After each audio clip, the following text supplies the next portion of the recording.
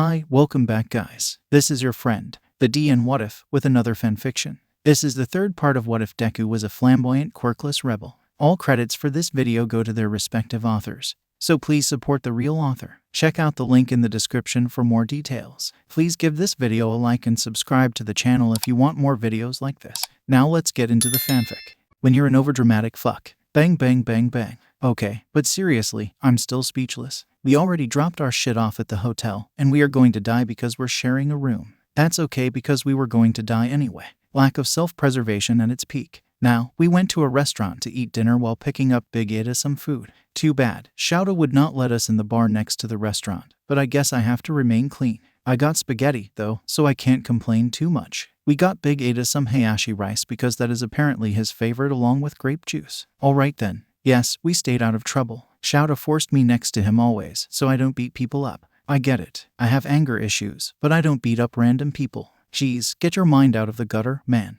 Now, we are in a place you should never take me to, a hospital. I can cause havoc here with all the technology. Well, not with Shouda, of course, but otherwise, yes. After talking to the classic bitchy front desk lady, we head to the room that holds older Sonic. When we enter, it looks white. Like, no kidding, everything in the room is white. But that's not the main focus. The main focus is on the bed who looks like he went through hell and back. Ida Tensei. Big boy Ida is lying in bed, slightly sat up with all sorts of wires on him. He has multiple bandages around his head. And we can assume the worst when you look at his bare chest to see more bandages. We can't see his legs. As for the man himself, he looks just like an older version of Ida, just without glasses. Overall, this room looks depressing. Time to fix that. Geez, even Eraserhead lights up this room. I state as we enter. Shouda quickly smacks me upside the head.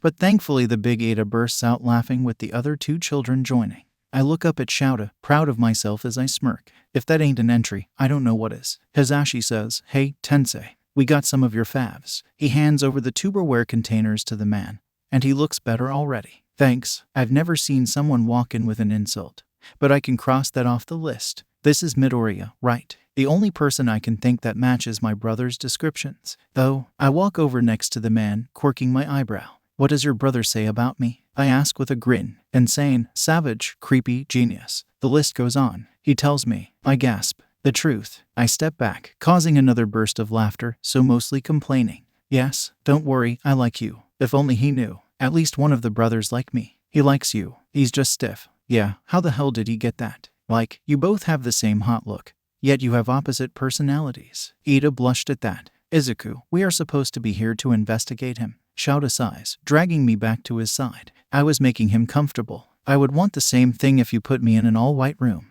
You would get kicked out without medical attention within seconds anyway. The truth. No need to be so harsh, Sho. Nimari tries to defend me. I have regrets bringing you all in here. Shouda, I appreciate it. They are helping. Ida also defends me. Ha, told you, bitch. He shakes his head. Let's talk about Stain first. Then Brad here can cheer you up. Offended. Well, we did talk about Stain, but let me give the overall rundown. The hero killer, Stain has a whole fucking name that he doesn't need, but he got to be scary. That's a very minor detail compared to the rest. The first significant detail is that Stain was able to outspeed the older Ida, meaning he is swift. That's a huge problem combined with his quirk that can paralyze people by cutting. I deny that's how it works, but I have an idea. The second detail is he is very good at knives and anything sharp like katanas. Once again, it makes sense with his quirk. The final aspect is his philosophy. Yes, this man has a fucking philosophy. Mr. Staney here believes that it is his job to cleanse the world of fake heroes. The problem is that we don't know what defines a fake hero. My original belief was based on media, and that may still be true. However, it seems like he believes most are false heroes besides fucking All Might. I can't help but be entranced by this philosophy. He has killed 17 heroes while crippling 23. Based on his high kill count, you would think that he would have been able to kill all of them. Once again, philosophy bullshit. Izuku, you haven't said anything yet. Would you like to give your viewpoint? Shouda shoves me into the spotlight.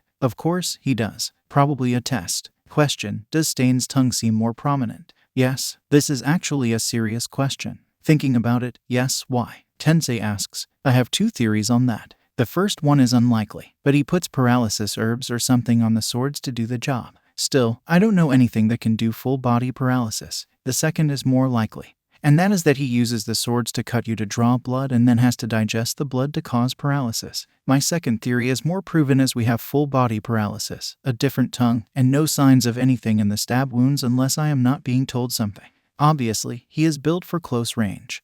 But if he is smart, he probably has some good accuracy on some throwing knives. Far range would be his weakness, but you would have to go constantly while blocking that he could wear you out quickly. However, his fights are quick as well, so it would depend on who can last. Someone with a far-range quirk that can consistently block him with a load of endurance would be your best bet. They have to be willing to fight in an alleyway at night because all his victims are found then.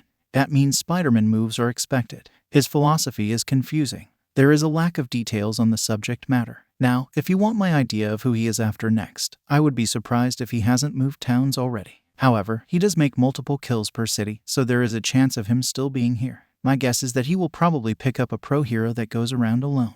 If you want options that are out, people like Manual and Endeavor are probably out because they have internships. They stick to the main roads anyway. What I read about this area, I can name 4 pro heroes that could be in danger. That was way too long of an explanation, but it got the job done. I feel someone ruffle my hair, and I flip them off. With the lack of pets, it's probably Nimiri as she doesn't know about the weakness. Also, them long-ass nails. You really thought this all the way through. She tells me, removing her hand from my broccoli rip-off hair. I don't bother looking up, looking at the floor still thinking. The floor is like a fucking whiteboard, so it works. I wonder if you decide to chat with him about his philosophy if that could distract him or waste time. He has to spread the message somehow. Eventually, he will announce it to the media once he has done enough damage. He has to be close now. Getting Ingenium is a huge hit for how well known he is. Izuku, you're good. You provided plenty of insight. Good job, kid. Shouta states, geez, you're going soft on them, show. Big Eda teases, I'm his and his Ash's love child or brother depending on the mood, so he is only going softer on me. Your brother gets no mercy. If it makes you feel any better, he is more of a jackass to me during school hours to show fake hatred. Yes, I'm calling these 2 gay disasters out. Someone has to say it. This leaves a blushing Hazashi, laughing Big Eda and Nimuri, and Shouta wrapping me up in his scarf to make me shut up. He is right, Nimuri states. Now there are 2 of us in the wraps, and I'm not sure how I feel being wrapped up with the mature rating hero. I don't want to hear it from either of you. We need to let Tensei eat now, so let's go, Hazashi. Shouta demands as he tries to drag us out. Wait, I need to ask Eda something. I demand as I try to get out of the bondage. Depends, what is it? Something important. Please, Shouta. I'm not joking this time. I make my voice stern, and he sighs. Fine, if it's something stupid, you're in huge trouble. He lets me free, and I walk back in with Shouta right behind me to make sure I'm staying out of trouble. Eda, I have a major favor to ask of you. He looks surprised, looking up at me before sighing. That depressed look is back. I'm kinda stuck here, Midoriya. Izuku, not much I can do. There is. You have a brother that you can continue to support, even from here. Listen, I need you to talk sense into him because he is trying to go after Stain for revenge. He's in Hasu simply to go after the hero killer. Please, try to convince him otherwise. I don't need him to die of stupidity. That dark energy is back in the white room. The 3 that are in the squad look surprised. Just because I suck at emotions doesn't mean I don't understand them. I can recognize a look of anguish on the spot. I have felt it before too. Tenya wouldn't do that, would he? My brother wouldn't try something so stupid, right? Eda asks me carefully, looking me in the eyes. Ask him yourself, I state. I can't really say much else. Thank you, Izuku. You have a good head on your shoulders. Actually, I'm pretty idiotic, but I appreciate that, so thank you. I say with a smile to ease him. Thankfully, he does calm down. We should get going. See you later, Tensei. Shouta states as he leaves the room. I leave with him with a nod, the other 2 more enthusiastic saying their goodbyes. Let me give you a basic summary of what happened in the last hour. We all left the White Castle of Death, and we headed back to the subway station to wave off Hazashi and Nimuri. Well, mostly hugging. The good news is that Hazashi was blushing when he went to hug Shouta. My plan is slowly working. Shouta is still an unemotional fuck, though. We head back to the hotel, and by this point, it's nighttime, which means patrol time. Somebody to beat up other than ourselves. We start getting into our suits, facing away from each other because looking at each other while changing would be weird as fuck. Actually, it's weird anyway, but good thing we are close. Anyway, instead of peace and quiet, Shouta decides to brief me on everything I should know. You made multiple headsets, yes. You should know all the details about it, right? No, because you overcomplicate it. It's not that hard. Fine, simple explanation, great range, always on. It also tells if one of us passed out or something like that. Decided that feature is useful. Good. Due to your quirkless status, you can do what you want as long as you don't kill anybody. as you built most of your inventions anyway. You can get away with your inventions. It's only if it's built by the support department that you have to worry about it. I'm trusting your experience. Don't do something stupid. If I can get away with this anyway, why do I need a hero license? You don't. You just wouldn't have the title of hero. You would kind of be there. You wouldn't get to work with us either, or any power to the police records. If anything, you would get yourself in trouble for hacking. Makes sense. It seems odd you're putting so much trust in me. I know your abilities. If it were any other student, I would be overprotective. Are you dressed or what? I am. Are you? You're the one with the overcomplicated suit. You have to admit that it is effective. I get no response to that. Oh, and I'm not covering my language. Whatever. So question, if I flirt with an older man to catch him off guard, could I get in trouble? I asked through the intercom. I left shouted to deal with a small group a couple of blocks back so we can clear more ground. While doing so, I come upon a man very close to a very uncomfortable woman. No, he responds. I hear him grunt from probably wrapping them up. I quickly jump down to the scene with an invisible smile. Hey, ever thought of turning gay for me because that woman looks like she is uncomfortable as a woman giving birth? I state with a flirtatious tone, making sure I do a sexy pose to finish the whole scene. The guy looks up at me with a glare, the girl trembling. You willing to fuck? Damn, how ignorant is this guy? He probably is one of the very few in the world with a quirk that boosts his sexual performance or some shit. Yep, just come on over, baby, and I can give a ride of your dreams. I happen to know how to strip. I wink through my visor. He quickly lets go of the girl, and she runs off. Jackpot. I pull out of my baton, turning on the knockout setting and dash forward, immediately knocking him out when I slam it into his stomach. I let him crash on the ground. That's what you get for being an ass, you donkey. Pulling out some tape that I keep on me, I wrap him up and use the guy's phone to set up a GPS signal that would lead the police to him with a detailed report that only takes a moment. Good thing, I know too much about this disappointing world. Couldn't you have done it without the flirting? Also, get on the roof. Shouta grumbles. I use my super speed from my new boots, bounce on the walls, and land on the roof with ease. I see him on another roof, and he catches up to me. He had the girl pinned, so no unless I wanted to electrocute the girl too. To be fair, that was 10 times more fucking subtle than usual. Good point. That is when we get cut off by a gunshot. Dramatic motherfuckers. That's rich coming from you. Let's go. We both run off towards the sound. I turn on the heat reader in my visor to quickly find a small group, separated by two sides arguing. One side has a recognizable man by himself. It's Mr. Handjob from USJ. My luck. On the other side, there are 3 men. There is no fighting, and I take note of no injuries. Must have been a warning shot. We both bend down on the roof. I pressed a button on the side of the helmet to increase the hearing range. Obviously, you want information first before going after them. I raise both my hands, using sign language to communicate the whole argument to Shouta.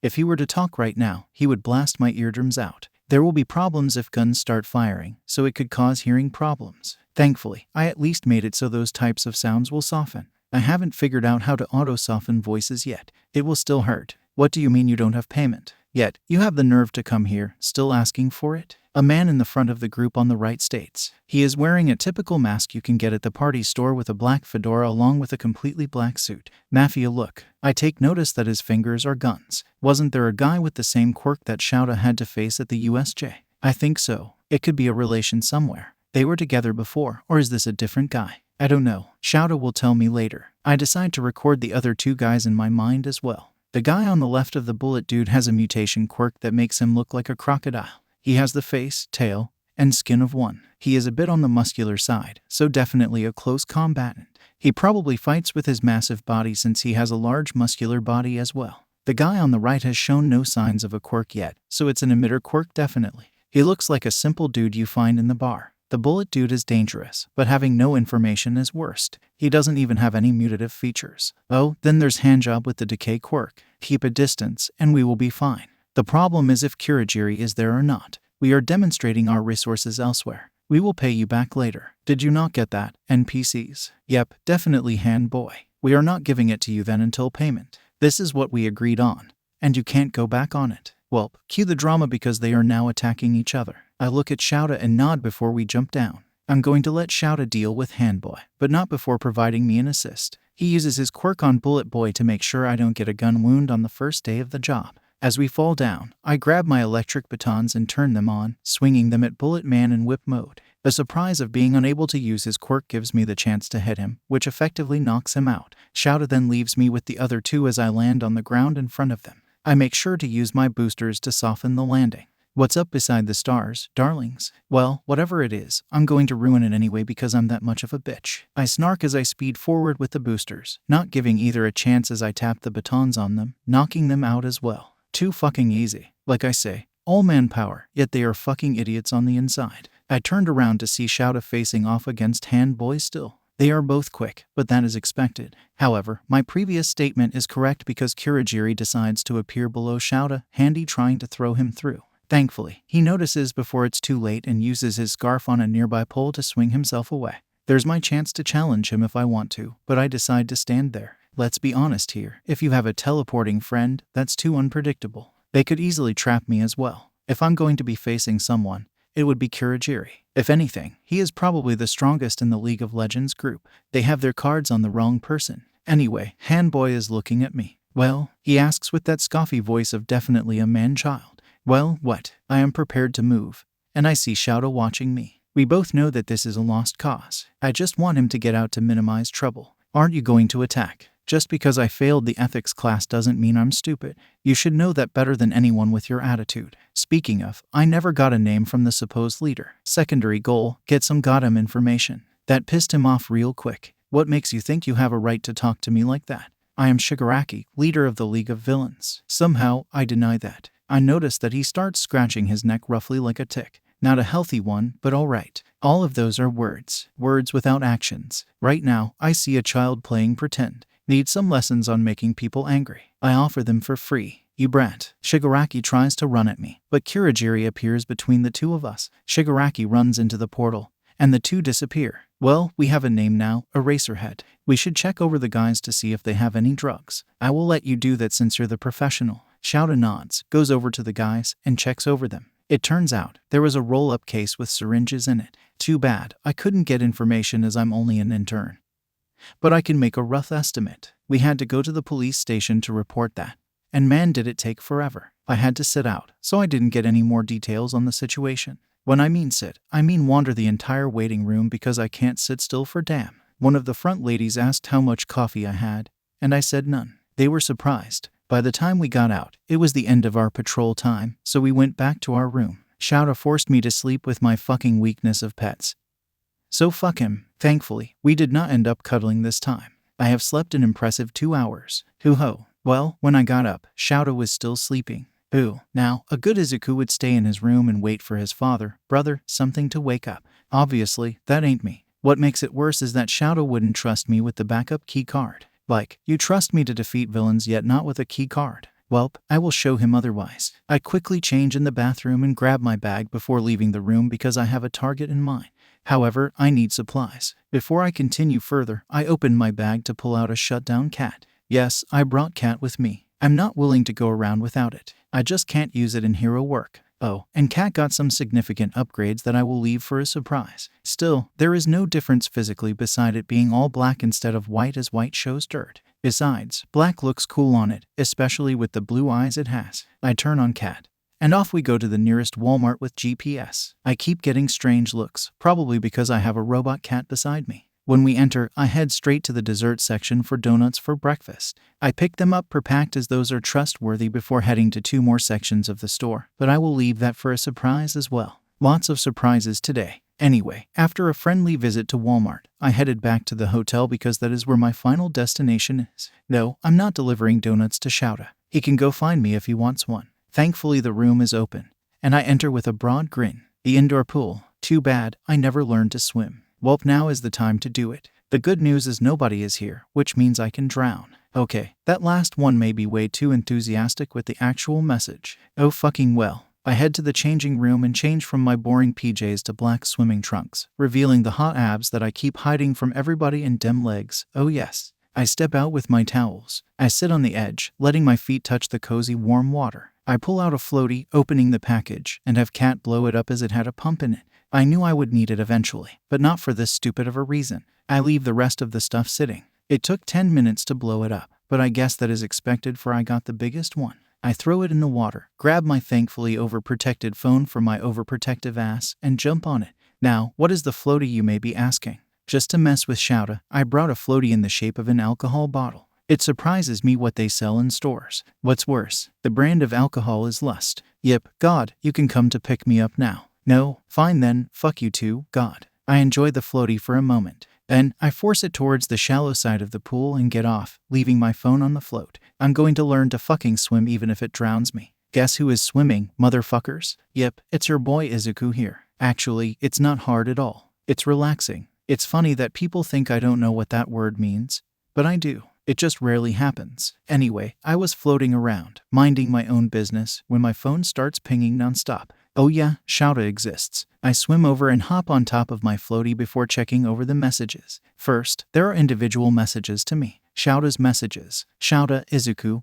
where are you? Shouda, you were supposed to say here, not go cause trouble. Shouda, damn it, where are you? Those were just 2 minutes ago. Then, he messaged the group chat. Squad group chat. Hobo, have either of you gotten messages from Izuku? Mikey, nope. Womanizer, no, why? Hobo, he was not in the hotel room when I woke up. And I need to make sure he isn't taking over the world yet. He also figured out that I put a tracking device on his phone and hacked it to say the wrong man to be stalking.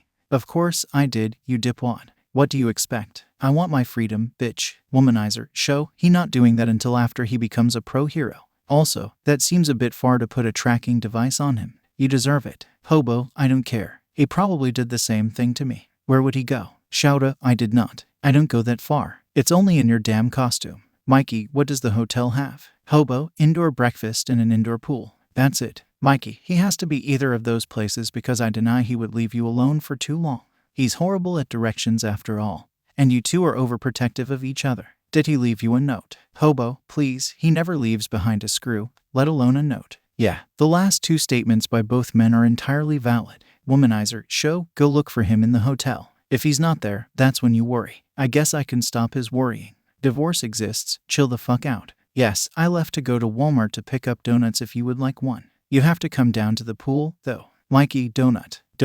Divorce exists, just go screw already. With that, I get off my phone because I see Shouder running in, calming down. What the hell, Izuku? Couldn't you have stayed there? He screams, it echoing in the whole room. Good news, I have a backup plan. I may or may not have brought a water gun.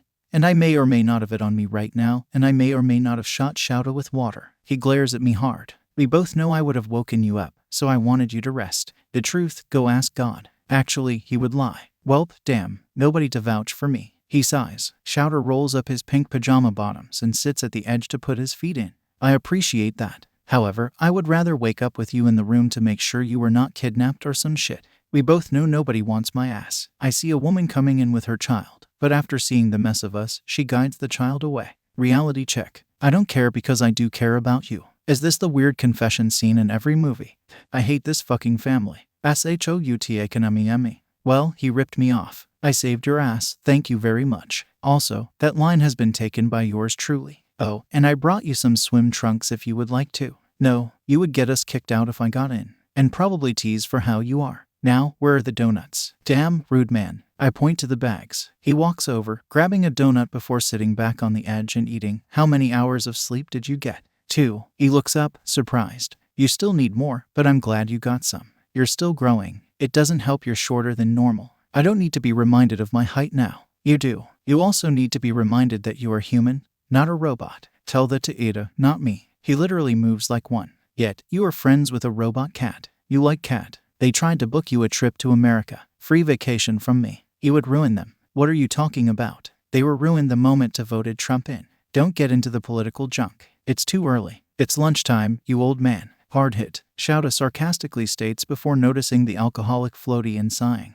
Are you trying to get me sent to jail? I can break you out. I'd rather not be a man on the run with an idiot child. In case you haven't noticed, I'm on the same level as Nezu. That's the surprising part. Have you seen what I built? I started building shit off of Big Hero 6 mate. I may or may not be building the Nanobots. Whatever. We have patrol tonight, so make sure everything for you is charged and filled. Have to do those air tanks eventually. Do it now while I'm out of the room. I am going to Starbucks, but you're locking yourself in the room first. I don't trust you outside the room. Come on, out of the pool. But Dad, Jesus Christ, I will get you hot cocoa if you get out now. Deal. I get out quickly, grab my stuff, head to the room with Kat, and Shouta following after me. The moment I enter, he sighs. Fine, I will be back in 20 minutes. Stay out of trouble. With that, he leaves, locking the door behind him. Welp, time to charge and reload. Alright, so I did my job of charging all my shit. That took 5 minutes. So what do I do for the rest of the time? We should all know. Hell, what the matter with your head?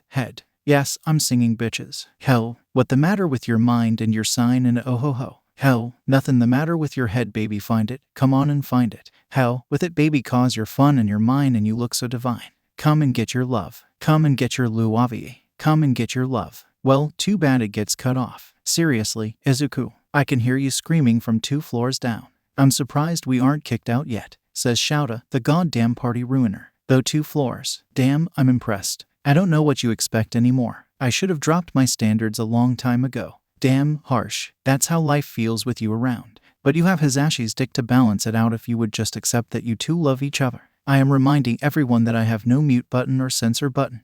What the actual hell, Izuku? I'm trying to solve the world's problems here. You're just not accepting it. I don't think me being single is part of the world's problems. I think it falls towards, I don't know, poverty and stuff like that. You start with the problems that can actually be fixed first.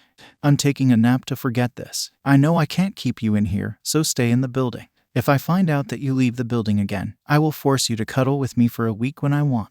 Creepy. I'm your guardian, so it's fine. You're unstable anyway, therefore, it works. Fine, let's go, cat. We're going back to the pool. With my alcoholic floaty and cat, we headed back to the pool for the rest of the day. For some reason, nobody came to join me. It's fucking lonely in here, damn it. Well, after a full day in the pool, it's time to fuck up some more dumbasses. However, it's quiet AF, like really fucking quiet. Eraserhead, something has got to be going on or about to happen, I tell Shouta through the helmet. I know, hopefully, it ain't too bad. He responds as we roof hop. Thankfully, I can hop without wasting gas, so I can only use them for fighting, so yay. Or when Shouta decides to be a damn show-off with his scarf. Dipwad. I wonder if that means Stain is going to be out tonight. I deny anybody, but he would know. He works alone, remember? He ain't going to be able to work alone for much longer if he wants to spread his message. Just when I think it's going to be a comfortable night, we hear an explosion to our left. We dash over to see mass destruction with a Namu fucking at the subway system.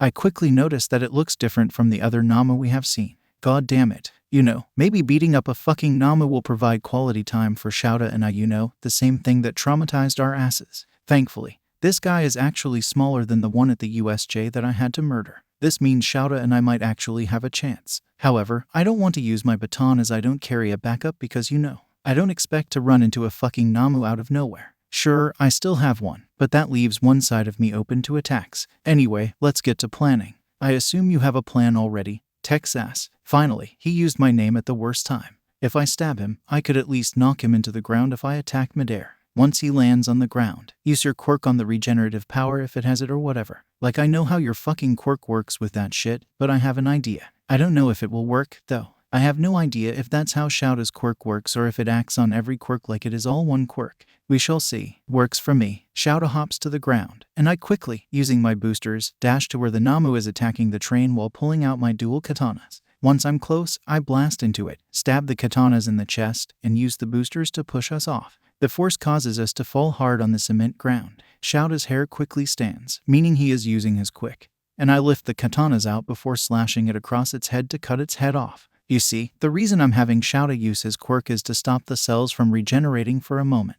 Hopefully, it won't restore itself after a couple of seconds. If so, I have a lighter to burn its head off. If that doesn't work, that means I need to burn the whole body. It's similar to a zombie if you think about it. In some cases, you have to burn the zombie to kill them. Let go, Eraserhead. I see his hair drop, and instantly the body starts forming, somehow starting to grow another head. Thankfully, Shouta turns on his quirk again, so only part of a head forms. With our luck, it's fucking moving. It throws me off, causing me to crash into a wall. I manage to lighten the damage with the boosters, but I need to deal with this now. I dash forward, almost getting hit because the thing is actually much faster than I thought. I have to jump over it as I stab it in the back. I would like to say its screaming gives me pleasure, but it doesn't. It just makes me deaf. I twist the swords, but this ain't doing shit. I quickly hop back, gritting my teeth. Shouta had already let go of his quirk a while back again, so the head is back. Damn it, what did you do at the USJ? I literally burnt it alive. If I do that, I lose one baton, which leaves one side weak. We had to roll away during my speech. I have the nunchucks that I can catch on fire, but it wouldn't burn quickly enough. I'm afraid it would snuff the flame out before it does anything, and I can only catch it on fire once. Wait a moment, I quickly pull out the lighter to do a little experiment. I turn on the lighter, adjust the jet on my free hand, and aim at it before turning it on. Just like that, I got a DIY flamethrower. Sure, it's small but better than nothing. We got something, hallelujah. I need you to distract, Eraserhead. Shouta quickly jumps in front to catch its attention. But he has to move fast to avoid getting hit. Taking a free chance, I use my boosters, fly to the head, and use the made-up flamethrower to start burning its head. I get a couple of moments before I have to pull back to avoid a punch in the gut. This forces me to land roughly. Good news, it isn't healing. Bad news, it's still moving. As if God was feeling sorry for once in my miserable life, Endeavor appears. For once, the man has a wonderful use here. I catch the man's attention. Hey Endeavor, I have the perfect job for you. I need you to burn this dude to death. The funny thing is that the man doesn't even second guess my idea. He runs up to the dude and literally burns his head off. After mumbling about how weak Shouta and I are, he runs off, and we follow to arrive at the scene with 2 more fucking Nomas. Are you kidding me? The first one is the main problem that is on the ground. Yes, one is in the air. Anyway, the main problem looks similar to the one at the USJ, so I can safely assume it has identical powers or maybe more powerful regeneration. Based on the hits, it seems like it. Manual is the only being actually being useful by getting rid of the fires. At the same time, the others keep attacking the Namu in the same way. Idiots. Don't worry, Endeavor is there to burn his head off. Speaking of Manual, we have another problem. Manual grabs our focus. Hey, have you two seen a kid in armor that looks like Ingenium? Oh, please don't fucking tell me. He fucking did, didn't he? Dang it, he went after the goddamn hero killer, the bloody idiot. I scream because I'm pissed off with him right now. Eraserhead, look in alleyways near here. You probably stand the best chance against him. What about you? I'm going to get some fried chicken. I point up at the flying Namu. Basically, a Namu with wings is flying around with a person. I can cut the leg off and catch the person. Be careful. With that, Shouter runs off. I run into an alleyway to the tallest buildings, and I start bouncing back and forth on the walls with my boost until I get on top. It's time to test one of the 2 new features in my costume. I'm matching height with the flying Namu. I dash forward with a katana in hand and use the boosters to fly over to it. When I get close, I slash the leg holding the person. I speedily put the katana back and catch the person, starting to fall myself. Thankfully, the Namu is panicking, so it doesn't notice me falling. Hold on tight and don't look down. I tell whoever it is because I'm busy making sure we don't die at this height. Internally, I am panicking, but externally I look like a bomb-ass bitch. I quickly guide us to the lowest roof before landing, using the boosters to lighten the crash. If the supporters weren't there, my boots are technically supposed to take the shock of arrival, but I haven't tested them yet, nor am I willing to test the limits here. I run, building hopping a couple before I jump down, land near an ambulance, and hand them over. Thankfully, they were knocked out the whole time. I don't blame them. That's when I get the message through my helmet. Eraserhead paralyzed. Shit, that is way too quick for my liking. I quickly receive coordinates, and I run toward them. I arrive on the scene within a couple of minutes. Shouta and what seems to be Native are down. Shouta is still awake, though, while Native seems knocked out. That's probably from blood loss as he has a little red on his shoulder. Stain must have figured out Shouta's quirk because his head is forced down. Speaking of Stain, he seems to be doing a monologue, which doesn't surprise me, with Ida, who is standing but has stab wound in his shoulder. It doesn't look all the way through, so that is good. I turn up the volume. I will end you like you ended my brother's career, Stain. Ida states as he zooms forward to attack. Fucking idiot. Stain manages to knock him down once more and licks his knife, leaving Ida paralyzed again. Welp, guess my time to hop in. Literally. I jump into the scene and land a few feet behind him. I thought you didn't kill kids. My goal is to distract him while I wait for help to arrive that I called through my helmet. Too bad they're all busy, so I'll probably have to fight him myself. I'm curious about my theory of whether I can philosophize with him or not. Also, about his philosophy in general because there are some holes I can't fill. Stain turns around to face me, unguarding himself. I don't. However, this Ingenium here is after me for revenge, making him a false hero. But he is a kid. You know, kids are easily influenced by those around them. They are still learning. In fact, even an adult is still learning. They just become more ignorant with age. If you were to kill him right here and now, you would have no idea if he would become a true hero or not. Experience changes people. Stain. I see Stain watch me in surprise, studying my every movement, but I have a calm yet perfect posture to show that I am serious. I'm catching his interest. Izuku, you need to get out of here. It is my choice to face him. Ada decides now is the time to be a fucking child. Ada, shut up. You made this choice, yes, but it is not your choice no longer when you are paralyzed.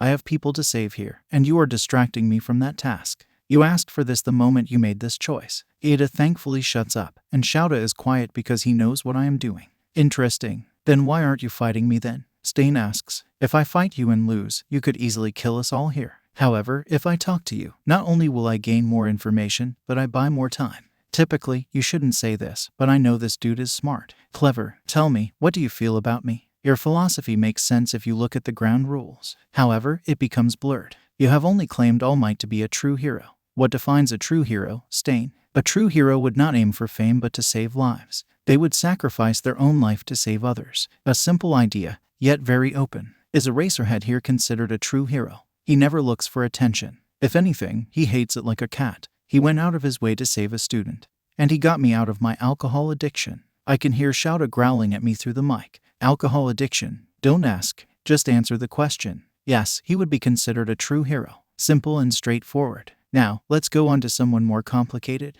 What about Present Mike? Sorry, Hisashi, but research is needed. No, he only goes for fame. He is one of the worst ones out there. I'm going to defend you, though. There are different types of heroes out there. Eraserhead and All Might are pretty straightforward heroes that beat up villains and arrest them. Present Mike, on the other hand, focuses more on giving people something to look forward to. Something that brings a smile on people's faces. He gives them a reason to survive the day instead of ending it right there. This seems to give Stain a moment to think. You're not scared of me if you're able to defend your beliefs like that. Why would I be? I see no reason to be scared of you. Now, before you slash me up, I have one thing to ask you. The League of Villains went after you, didn't they? This is all Shigaraki's plan except you killing Native here. You don't want to be in the League of Villains because their goal counteracts your philosophy. Maybe fear is not in my vocabulary. Correct. You do seem to be a true hero. Unfortunately, I need to do this. Barely giving me a second to react, Stain lunges and stabs his katana into my right shoulder. He starts to reach to lick the wound before another plot-convenient twist happens.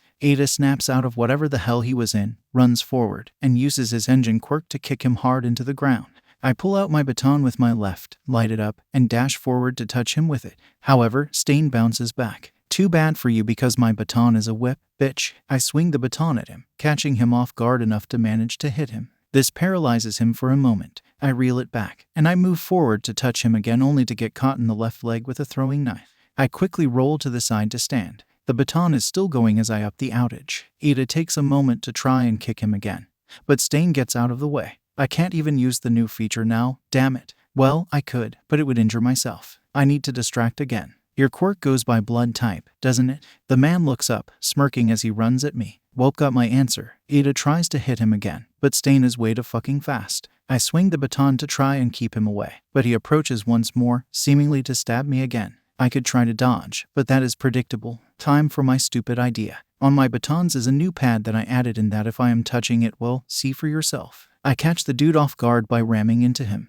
I take the chance to press my thumb on the pad as the electricity flows through my armor, electrocuting Stain until he passes out. The problem: the knife and sword implanted into me make great conductors, so I electrocuted myself in the process. This causes me to pass out, as well. This is a horrible fucking move as you're making yourself a liability. However, sacrifices will be made, and Shouda should get up in a few minutes. He must have only got grazed as I saw no injuries. Anyway, he was the only troubled dude there, so it's okay. Hopefully, Shouda gets up quickly because Stain will only be knocked out for a few minutes. How do I know that? Because I'm a fucking genius. If I went with my average outage, I probably would have killed myself. Like, I kinda need to stay alive for the plot, thus why I held back. Here is the tea. Usually, I would just give you a summary of what happened. However, I managed to steal Shouda's point of view on it. I'm also doing this because I did wake up between the fainting time and getting to the hospital. It would be better this way anyway. Here is some exclusive footage. Shouda's POV. Ada is in so much trouble after this that he is matching Izuku's levels right now.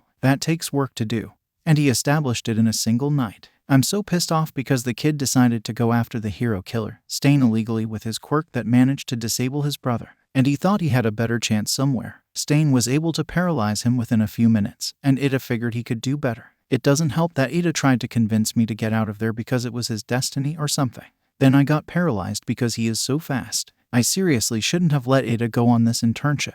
I know that his brother did talk to him because I got a message, and he still did it. I'm going to punish him harshly for all this. That's if the law doesn't go after him first for illegal quirk use. He better have learned from this experience. Then Izuku arrived. I'm guessing the headset warned him. If I had to send one of my students to fight Stain, it would be Izuku. Not as revenge, but because he has a chance of winning. If none of us were there, he could have gathered intel and knocked him out. At most, Izuku would come out with a few scratches, maybe. However, he has to be careful with his weapon with people around. He can still use it, but it's risky. Thankfully, he has enough talent to avoid hurting people. Somehow, the idiot is smart enough to do that. Instead, with him having to be careful, Izuku managed to get a knife and a sword stuck in himself. Then, the human version of Nezu decided to use the electricity armor that not only knocked out Stain but himself as well. He is going to hear it from me when he wakes up. Somehow, the problem child doesn't even scream at all. I know he has a large pain tolerance, but that is taking it too far. Right now, I'm maintaining my anger while demanding Ida. I'm not willing to deal with his apology crap right now, especially with native bleeding and Izuku having electrocuted himself. Get rid of all of his weapons quickly. I don't know how long Texas knocked him out for. I leave no room for arguments as Ida moves to do as he is asked.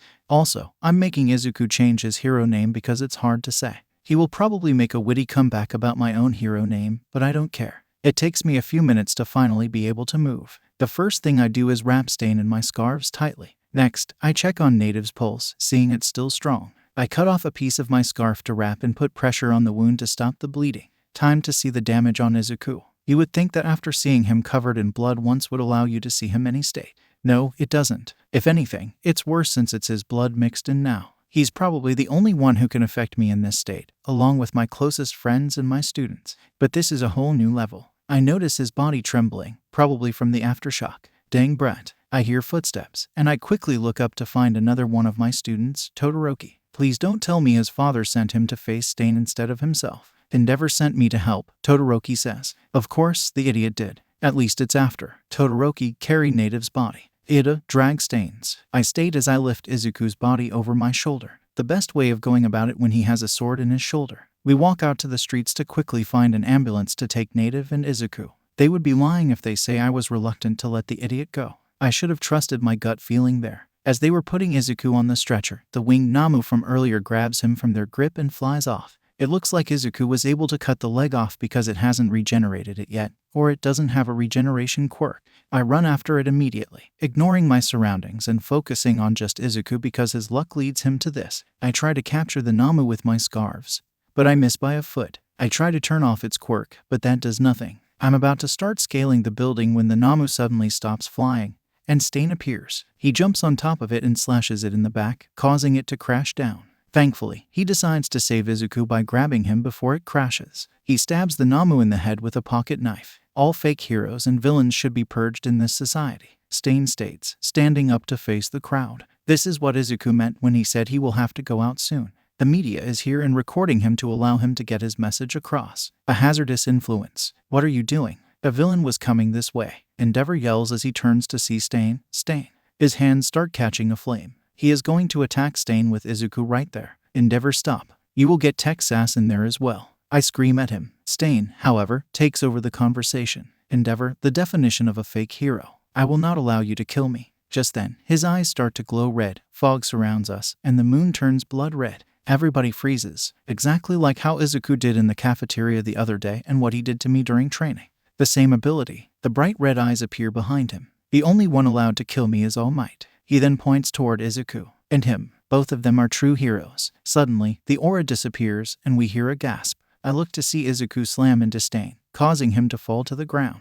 Izuku pins Stain down, ignoring all pain that would possibly be coursing through his body. I notice his helmet, revealing curly green hair, and the glowing eyes like Stain's, but green. The aura reappears, but not directed at us but towards Stain. I can tell by Izuku's eyes that he is having that psychotic look he does as he looks at the man below him. You know, Stain, I believe your philosophy is unrealistic. You believe heroes need to be perfect, exactly like All Might. There will be fake heroes, but you can only limit them. You cannot prevent them. Do you want to know a little story? I asked All Might if I could be a hero, a boy that was desperate to hold on to something.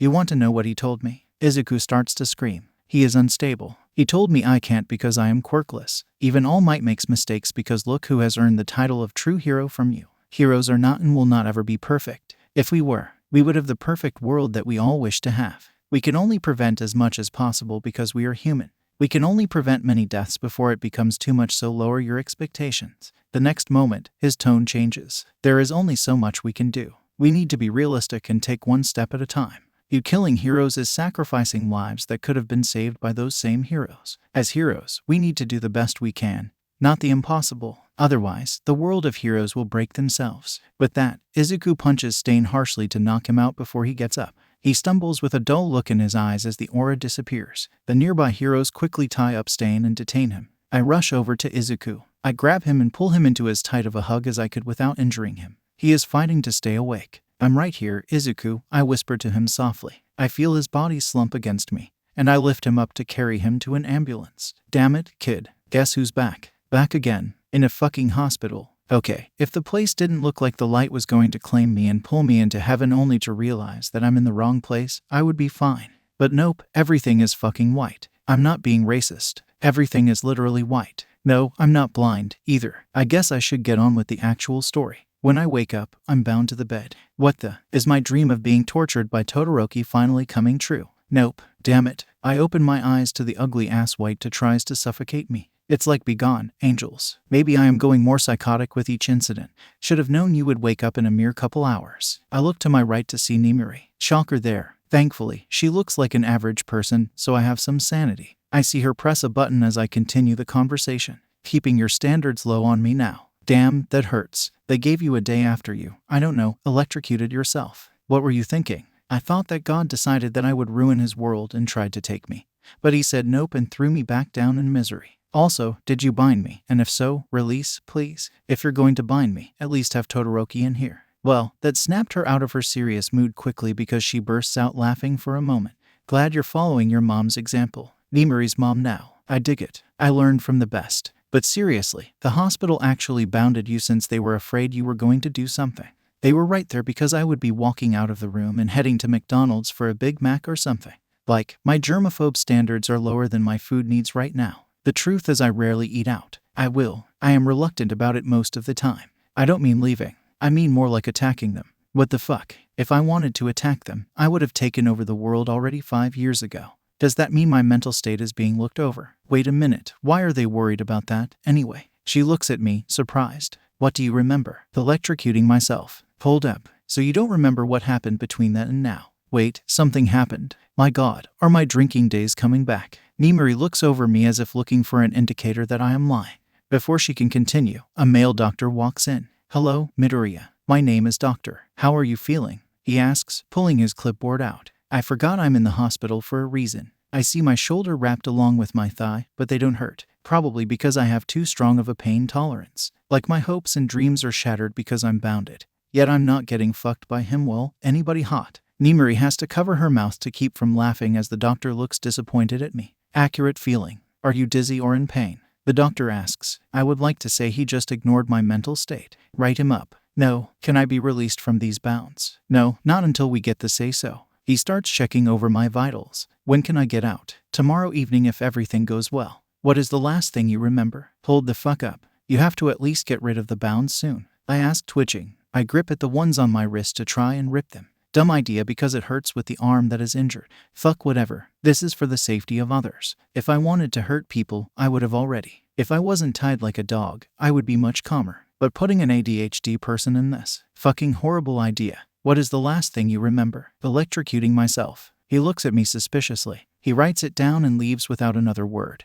They aren't going to do a mental exam, right? I could trick them either way. I ask. At the same time, I start thrashing to try to wear off some unwanted energy. Nimiri sighs as walks over to the side of the bed. I don't know. Shouda is working on it. I cut her off. How is he? I know he probably only got a graze, but I want to be sure. She has the nerve to laugh at me. I glare at her with all my might. I am not making an all might joke before you dumbasses ask. Of course, you would worry about him. He didn't want you to be left alone, so he called me and remained at your side except in surgery. He only got nicked on his cheek. I feel like I would have noticed that. Maybe I was too out of it. I appreciate that he called Nimiri in though, because I would be in the asylum by this point. Not that I will ever say that. Denzawa. Yes, continuing with my earlier statement before someone decided to interrupt me. She glares at me. He is working on it. He has to do files and all that, so he will probably be back within the hour if it all goes well. However, I believe we have more important matters to discuss. She pulls out her phone, looks up something, comes beside me for me to see,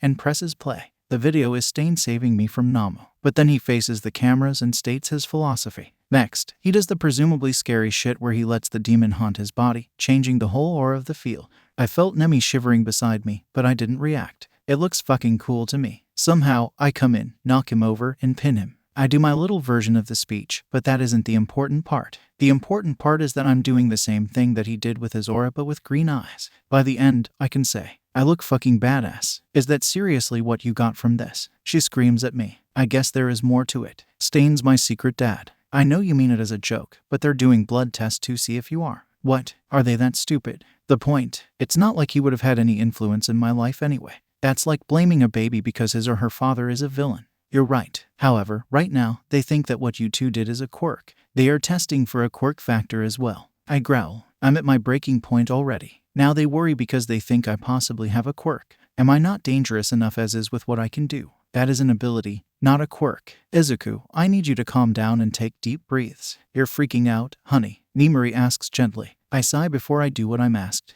I'm still twitching and tugging at the kinky shit. However, I need to start thinking logically. Sorry, Nemi. Sweetie, you're fine. I would be doing the same thing if I was in your position. I'm not going to tell you to rest because you probably can't right now. No shit, Sherlock. Hey, I'm just saying. She goes quiet for a moment when I decide to analyze the room. You're not thinking of escaping, are you? Strongly considering. Oh, before I continue with finding out this room, how's Ida? He's fine. He just got out of surgery a little while ago and is resting. Well, he better rest for a long fucking time because I'm going to punch him in the face when he wakes up. Expected. With that, I look around the room. I can tell this is a special room because there are no windows and the doors are locked. Oh yeah, bitches. I take note of the camera with its light on.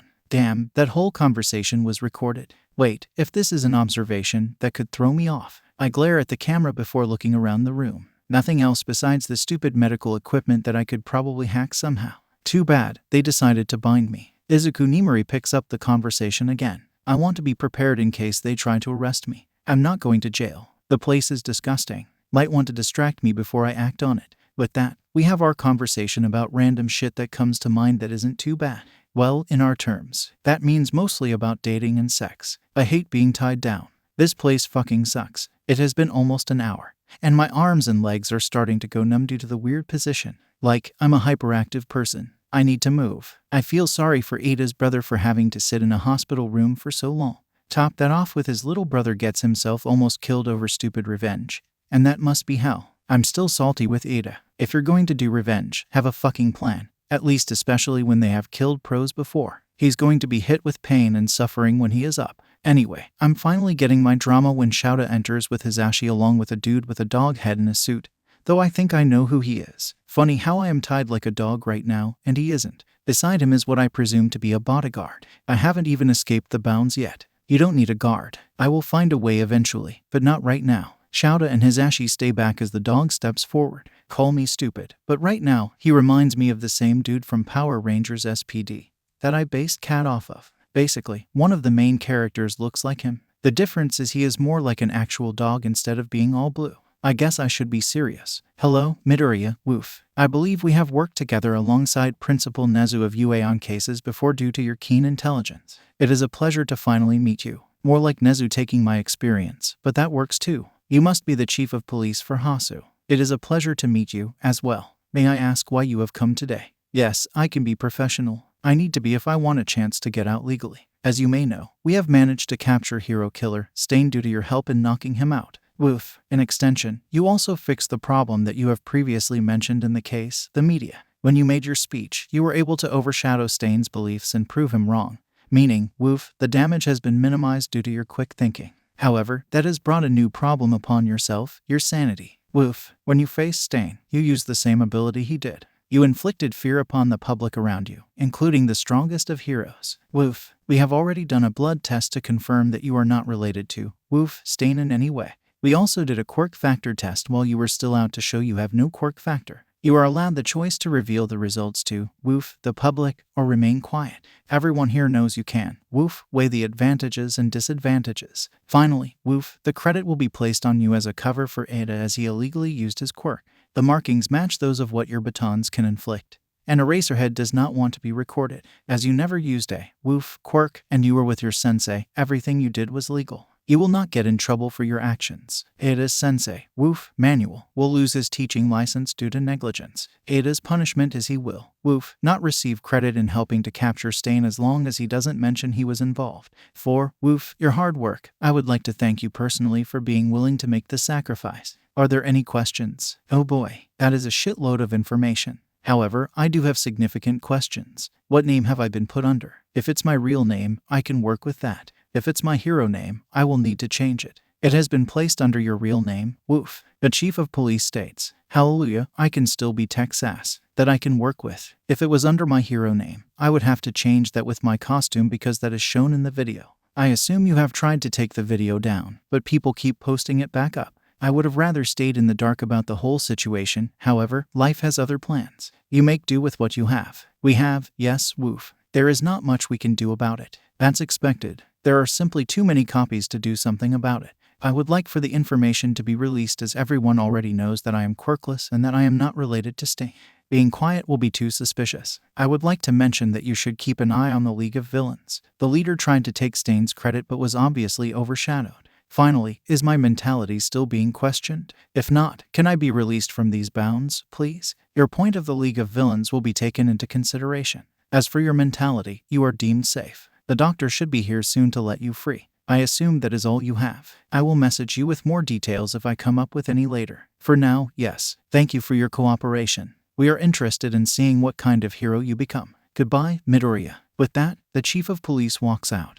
And everybody around me takes a deep breath as they walk to the side of the bed. Hazashi is there the fastest, leaning over to give me a hug. I suck it up as I can take a bleach bath later. He can relate to this bullshit. I didn't even realize I am trembling till now. It probably looks unprofessional, but oh well. What are you doing here, Hazashi? I thought you had a show. I did. It's after now. Then I learned that you were being tied, so I had forced my way here to fight with Shouta to get everything done as quickly as possible. They were going to wait till morning. I pale at that. I would have destroyed this place by morning. I get free of Hazashi, and I look over at Shouta. He looks tired as fuck, more so than usual. He sighs, walks over, and pulls me into a hug as well as gently as possible. Shouta, damn, you need sleep. He pulls back at that and looks me over while still leaning over me. Weird relationship. I'm sorry. I tried to work quickly, but they were stubborn. He states, running his hand through his hair. You did your best. Snap the fuck out of it. This boy sighed, shaking his head. Damn idiot. Why did you think it was a smart idea to electrocute yourself? This question again. Well, if I happened to die at the moment, maybe I would have turned into Frankenstein.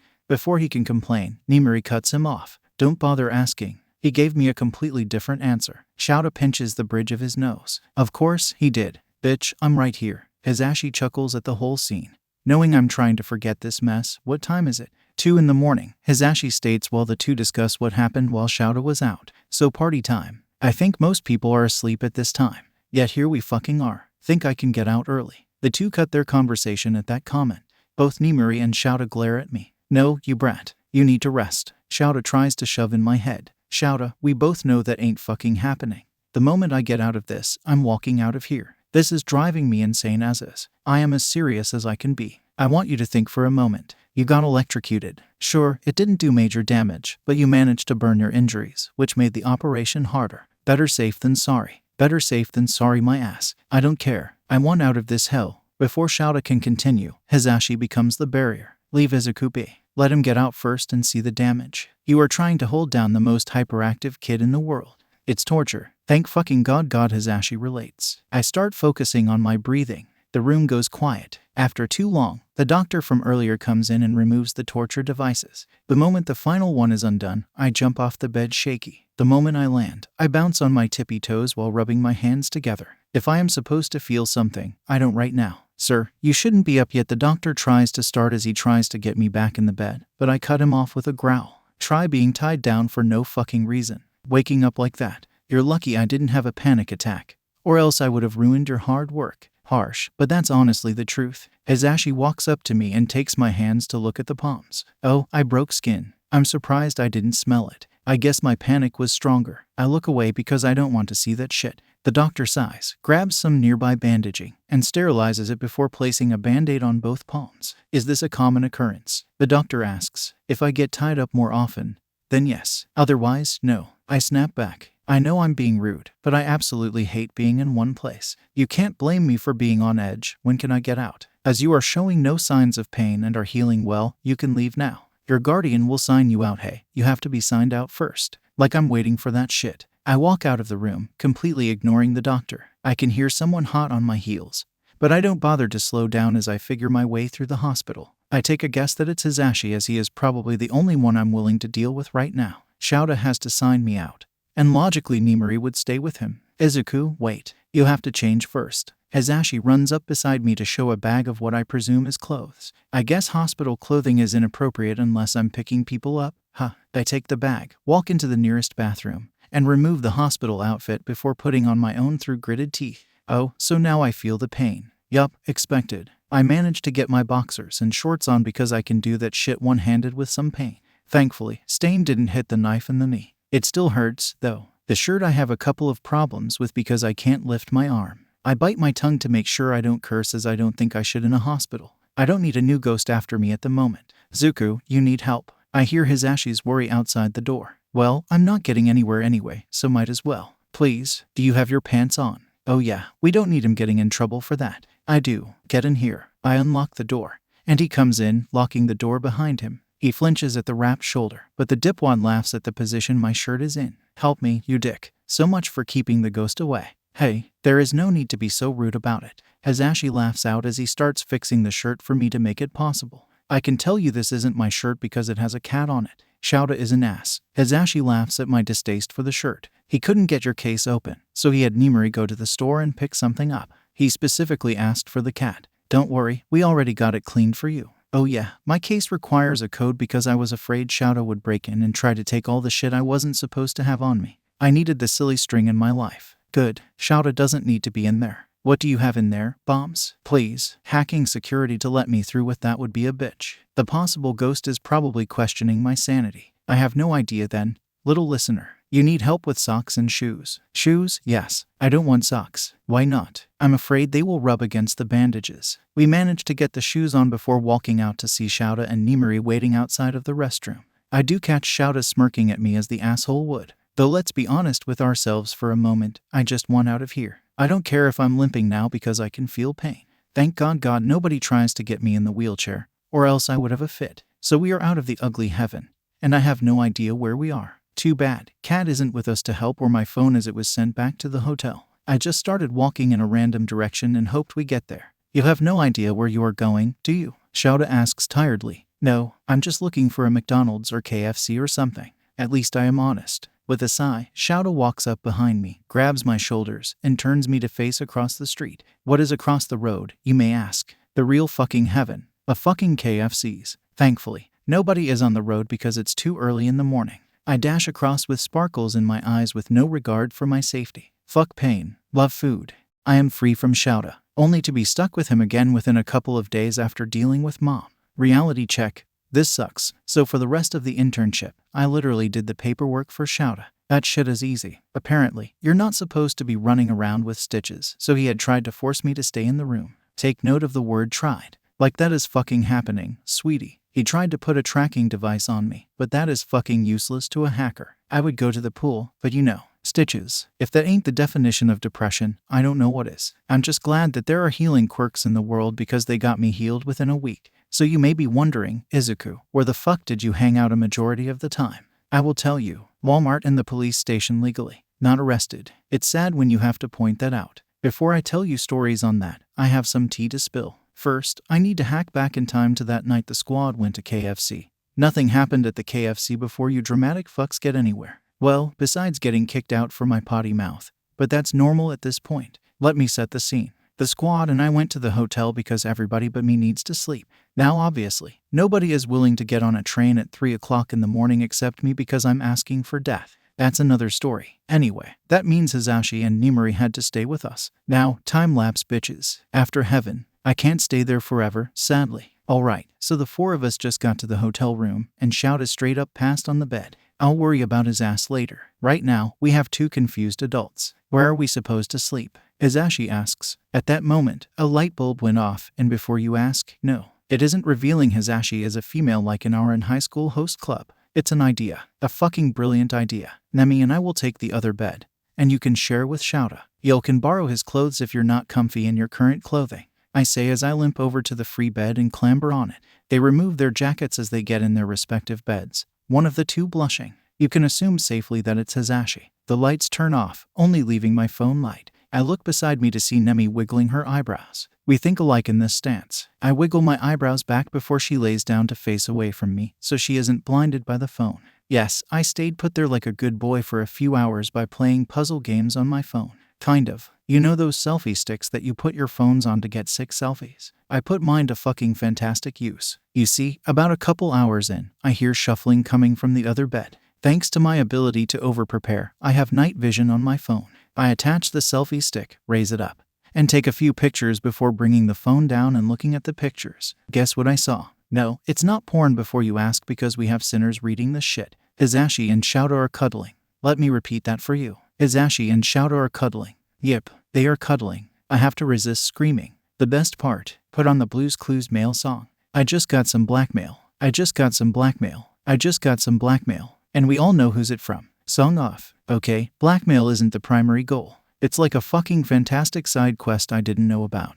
And I did it at the same time as the main quest. They are slowly coming together. AHHH. Oh, if only I could scream right now. Obviously, I'm not going to keep this to myself. I start shaking Nimari awake gently. I may be an asshat, but that's only to 99.9% of the human population. It takes her a moment before looking at me. Zuko, you okay? Nimari whispers. Ouch. You know you worry people around you too much when that's what they start off with. Like, I get it by 1%. Yeah, I actually don't. I turn her to see the boys. She has to cover her mouth before facing me with a bright smile and winks. Tell me you got pictures. I quickly nod with a smirk. Blackmail, darling. Now, sleep. We both know that's impossible, I whisper back. It's the truth. My brain is too wired now after that. Nemi shakes her head and goes back to sleep. I never did sleep. I dealt with the pain like a boss. By morning, the boys were blushing, and I pretend to ignore it in favor of focusing on my games. Eventually, Hisashi and Nimari have to leave for UA again. We exchange hugs, and they leave the building.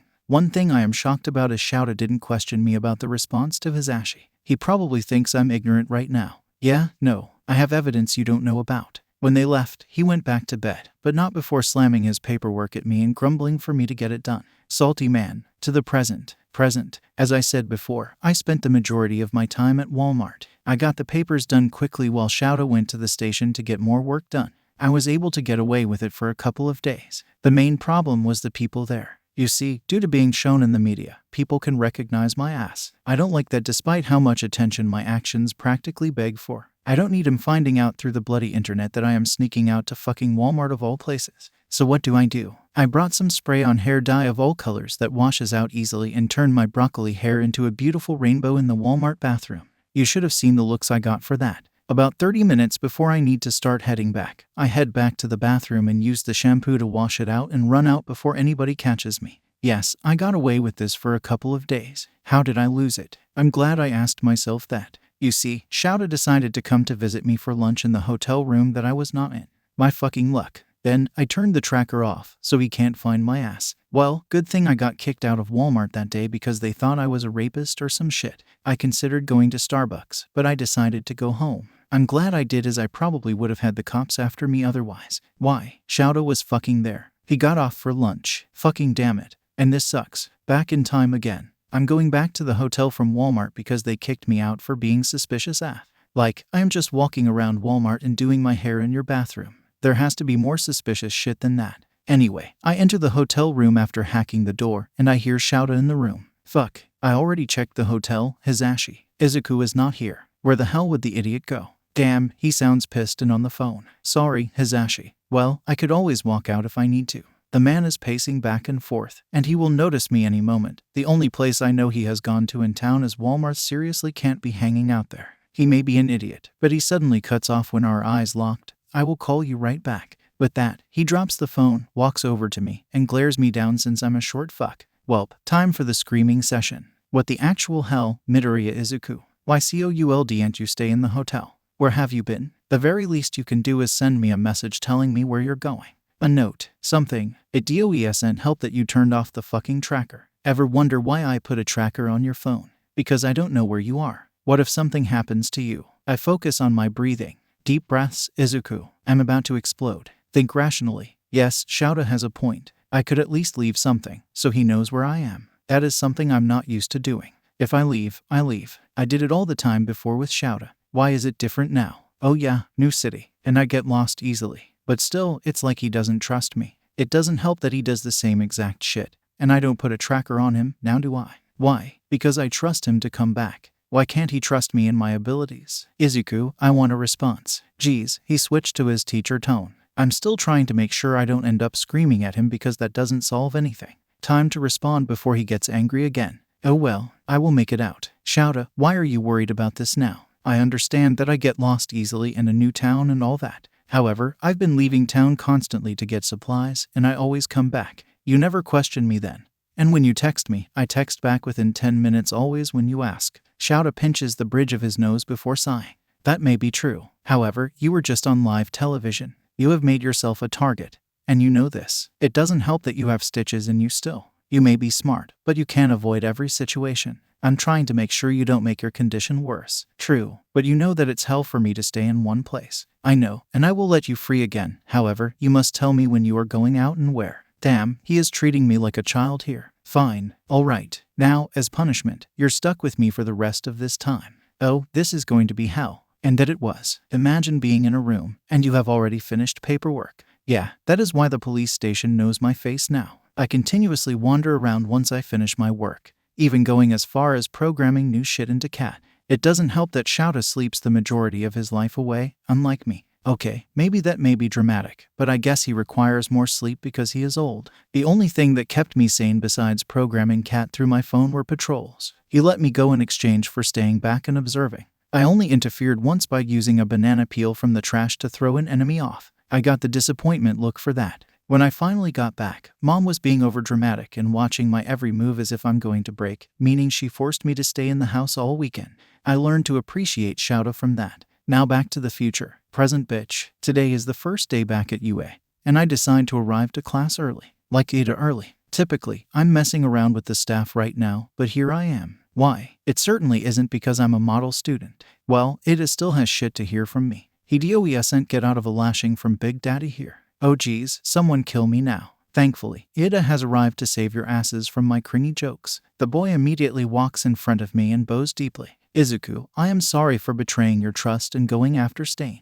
I should have listened to you and everybody around me, but an overwhelming sense of revenge overcame me. I had to face him. Cute. I force him up, stare him down, and punch him in the face. Don't worry, I only made his nose bleed. I didn't break his nose yet. He pulls out a handkerchief to clear the bleeding. He'll be fine. If he can't handle a nosebleed, he shouldn't be in the hero course. You fucking idiot. Never go the emotional route, especially when you are emotional. Do you get in the car and drive when you're emotional? Hell no. You back off and calm down first. Do you realize you went against someone who literally beat your brother's ass to the ground? And you think you had a chance? Think logically because you're the class representative or some shit for a reason. Do I make myself clear? Yes, Izuku. I will prove myself to you in the class. You fucking better. With that, I leave the class. Ignoring Ada's obnoxious yelling about you should stay in the classroom, I head to the teacher's lounge to annoy somebody. Who is my victim today? It's our man, all ass. Not that I'm saying he has a bad body. His body is great. I'm not going to be an ass about that.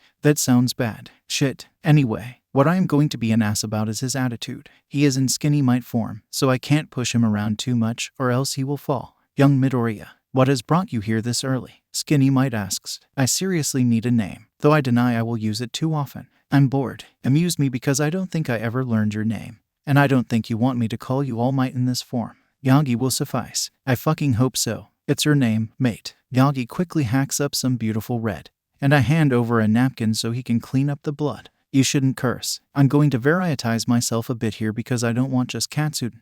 I want some spaghetti too. You know, normally I would say fuck off. However, for you, I will give you a special tale. A bit more up your American alleyway. In America a long time ago, there was a writer named Ernest Hemingway. Basically, his life was fucked up like mine, but he was an amazing writer. He also cursed like a pirate like me. Well, his insane mother asked why he cursed as it was wrong or something like that. I quote Ernest Hemingway, you see, I am trying in all my stories to get the feeling of the actual life across, not to just depict life or criticize it, but to actually make it alive. So that when you have read something by me, you actually experience the thing. You can't do this without putting in the bad and the ugly as well as what is beautiful. Yagi looks so surprised that I know something from literature. Why, yes, I do. I'm not Nezu's student without reason.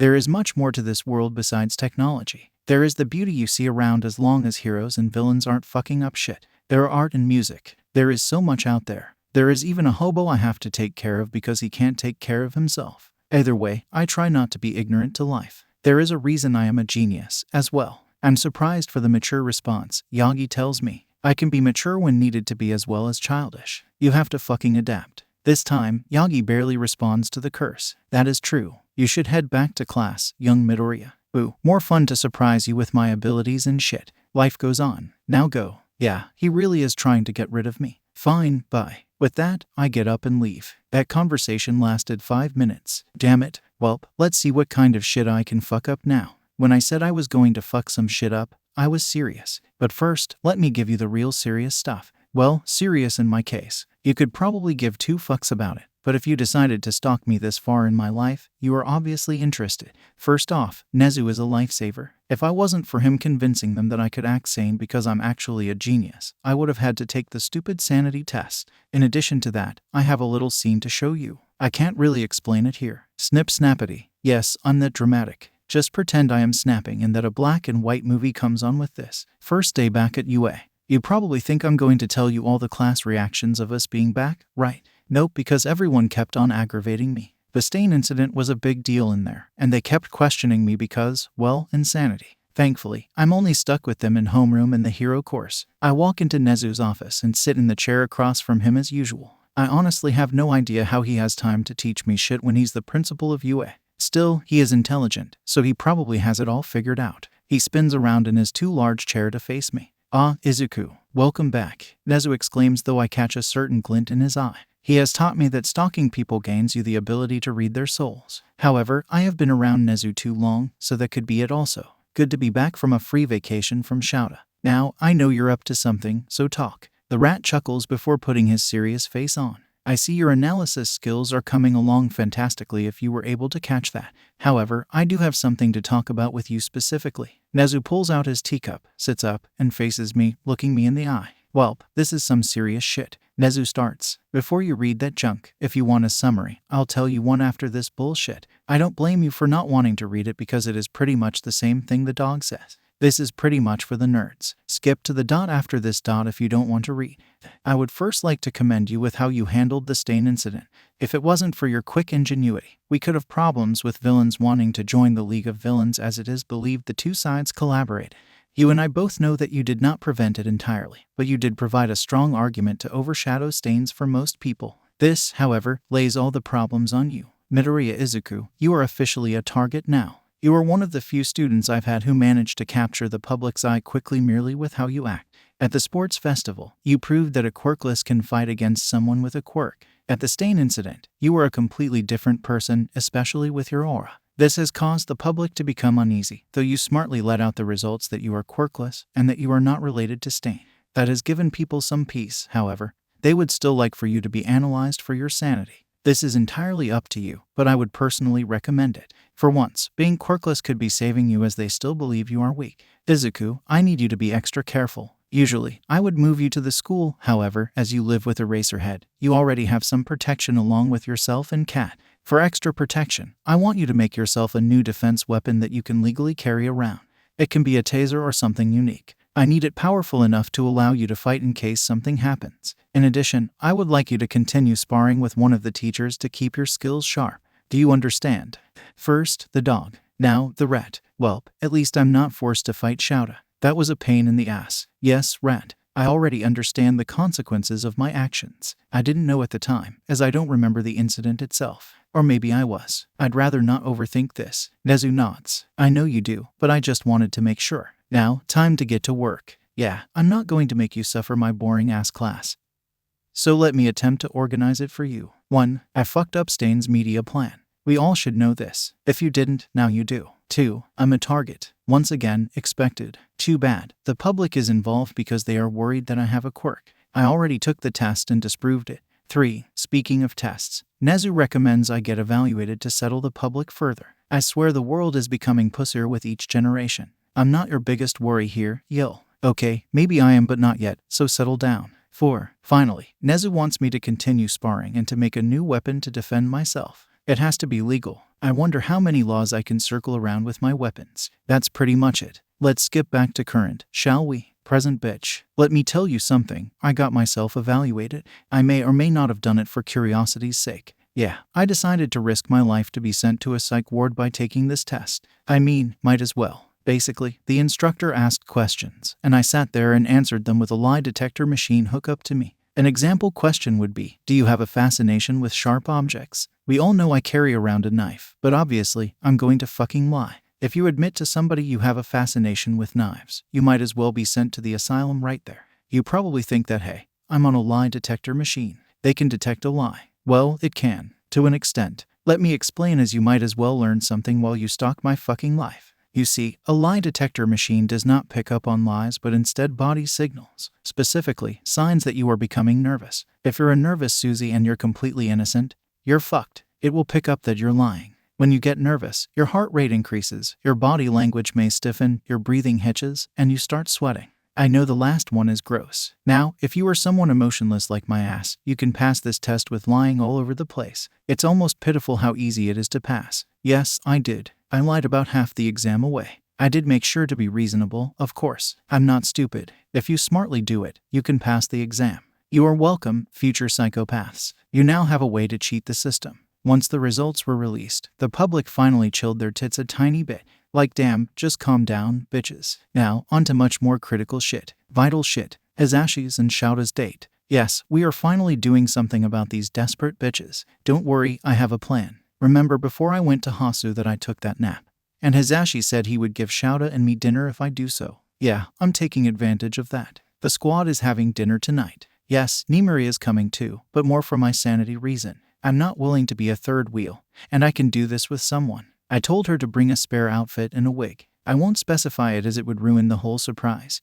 But yeah, I told the boys to dress nicely. Does that mean I trust them too? Fuck no. Rephrase, I trust Hisashi to dress nice. He is a fucking show host, for God's sake. It's Shouda that is going to have some problems, and he and I are going to get it on like Donkey Kong. Shouda, wearing black fucking sweatpants and a sweater is not acceptable. Get out of your emo wear and wear something actually fucking nice, or I will dress you myself. I am clapping between every word in the first sentence because drama. We're just eating. Yes, but I'm sitting with you, and your appearance reflects on us, like your height reflects on us. That fucking dipshit. I at least look fucking good, unlike the hobo beside me. I didn't get a choice for this height. You get a choice to be hot, so fucking be it. You are planning something, aren't you? Shouda, Jesus Christ, just shut up and change into something lovely. This isn't hard. I'm trying to save your future of being a hobo, yet you aren't accepting it. No proof. The proof you will state would be estimations, not pure facts. You're just sticking shit together. Now, are you going to fix your mess of a self, or do I need to get involved? It's not like I'm asking you to shave. You just need to dress nice. The hobo has the nerve to huff at me before walking off, grumbling some bullshit I don't care about. I'm saving your life here. Meanwhile, I manage to get myself ready because I have a real fashion sense. I get on a short-sleeved white polo top with skinny black jeans and my signature red shoes. I make sure to unbutton that top button to look somewhat natural. Now my hair. Normal boys probably say done and leave. Not my overdramatic ass. Before you ask, yes, I can do hair. Starting off, let's minimize them curls. Curls are cute and all, but I want a more hot style. I may or may not have copied Todoroki's hairstyle. Like, it's fucking perfect. It should be perfect for me. Except it's not because I'm not Todoroki. The agony. Basically, imagine me with Todoroki's style, but with light curls and a little more messy style. I still look bomb, though. Damn, I'm hot. I am glad I'm buff. Otherwise, this would be awkward AF. I have my yellow book bag at the door as well because I need it for this to work. No, I'm not hacking their relationship yet. Knock knock. Shouda better be looking decent. I'm keeping my standards low within reasoning. I open the door to reveal the hobo himself. He is wearing a white v-neck t-shirt with black pants and shoes. Better than before. He has done shit with his hair, so that needs work as well. Besides that, he made the right choice on that v-neck. Hey, welcome to society, man. I had to. Shouda has not responded. In fact, he is actually looking me over surprised. He was probably expecting something worse. I'm surprised you can do that to your hair. Did you seriously steal Todoroki's style? Oh yeah, that. So what if I did? Come on, you're missing something. I walk past him and head to his room before opening his closet. To anybody else, This is probably strange. To us, this is a weird-ass relationship that we are stuck with. I quickly shuffle through his clothes before I find the perfect fit and throw it at him. A leather jacket. He asks as he slips it on. Perfect, yes. You are ready to slay, man. I'm not going to say that out loud. Yes, there you go. You look like you match now. All right, now go sit on the floor in front of the couch. I need to deal with Satan on your head. My hair is fine.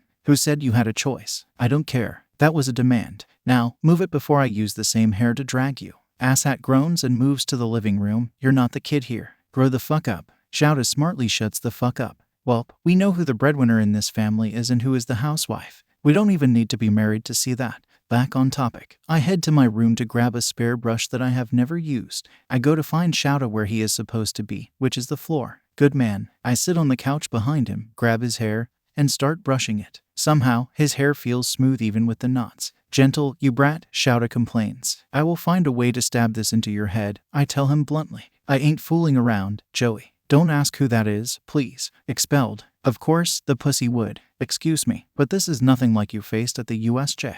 We both shiver as I continue, though I decide to show him mercy only because I don't want him getting up on me in the middle of it. I already know I would lose in a fight against him, so I'm preventing such a conflict. I hold his hair in a ponytail and brush the ponytail to prevent me from ripping his hair out. Is that something you should be joking about? Probably not, but oh well. With that, we become quiet. I manage to brush his hair out within 20 minutes, and we have 20 minutes to get there. I pull back and start to stand up, expecting Shouda to stand up with me only to realize the shithead fell asleep. Don't ask how, but he did. I'm guessing I was too gentle on him. I take the chance to fix my hair before kicking him lightly in the side. Get up. It's time to leave. He grumbles before looking up at me. Well, at least he doesn't look like a hobo now. He raises his hand. Help me. Seriously. And here I thought you were a hero. Respect your elders and help me. The moment I respect my elders is the moment the world ends. The man sighs. True, but you are also part of the next generation of heroes, so practice now. I thought I was part of the next generation of strip dancers. Shouda pinches the bridge of his nose. You seriously overcomplicate everything.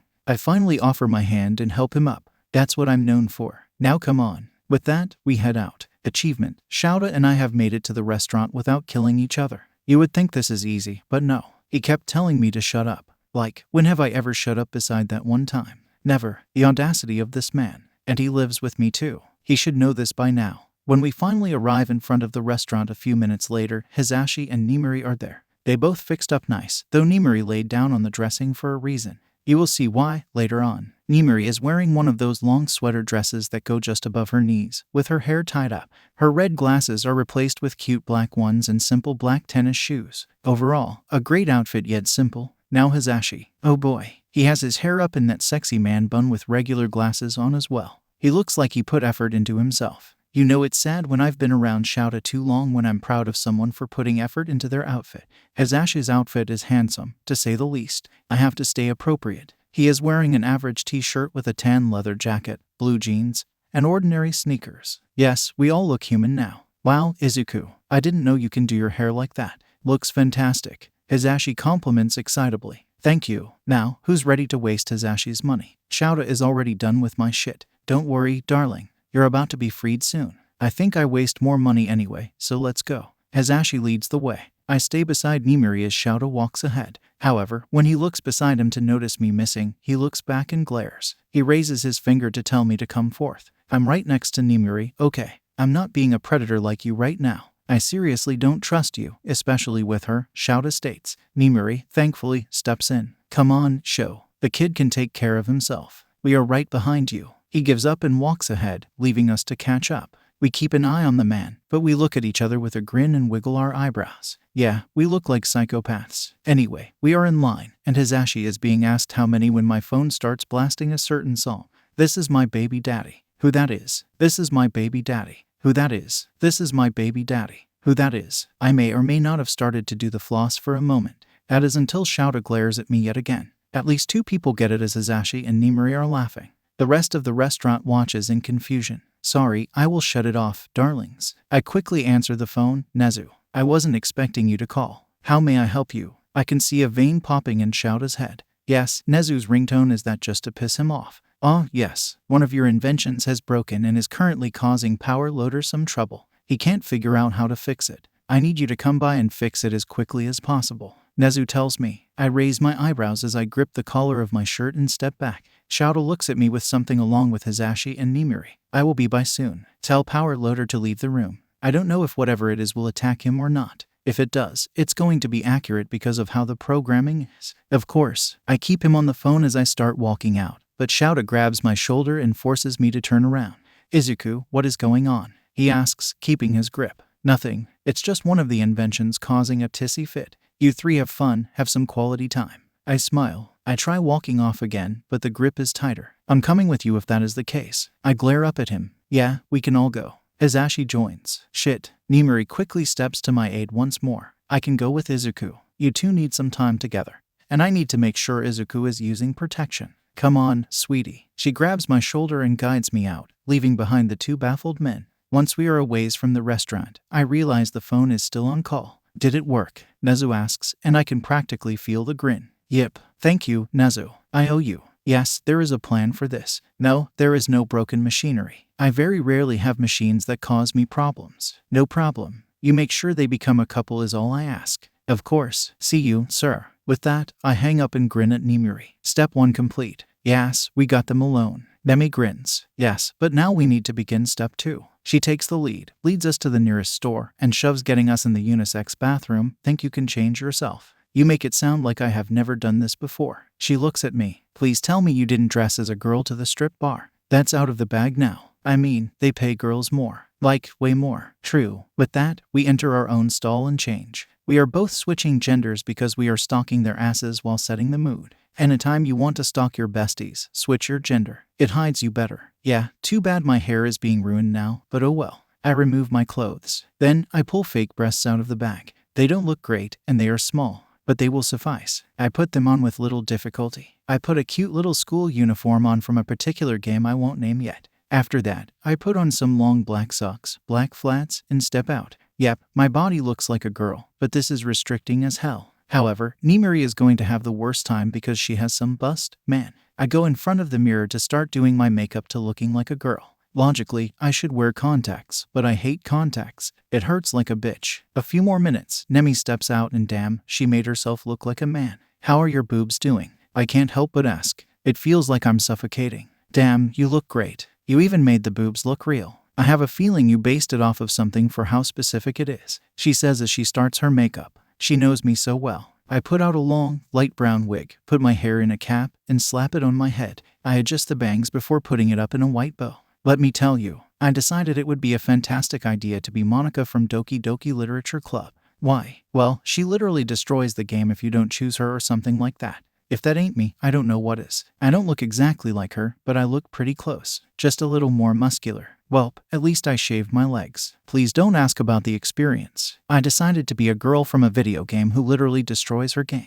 I look at Nimiri with a broad grin. I should have expected that. Hey, your height might be of use for once. Bitch, shut up. She bursts out laughing as she makes herself masculine. Nimiri puts her hair up and places on a short black wig and a different pair of glasses. How many glasses do you have? You look like a man, by the way. Too many. She switches to her man voice, a little deeper than her normal voice, but whatever works. All right, then, let's go, I say in a high-pitched voice. Advantages of not going through puberty yet. We enter the restaurant again and are quickly guided to a table. Good news, we have a view of the boys. Bad news, I hate skirts. I move around constantly, but now I have to keep my legs together to make sure I don't show off my boxers. Like, harsh. And here I thought you were a genius. You would have noticed the issue otherwise. Nimiri smack talks me. Offended. I have to maintain the integrity of the cosplay. I think you didn't think this through. Also, eat your soup before you forget it exists, and it gets cold. Shut up. It's Shouta's job to complain, not yours. I'm glad the two lovebirds don't notice us.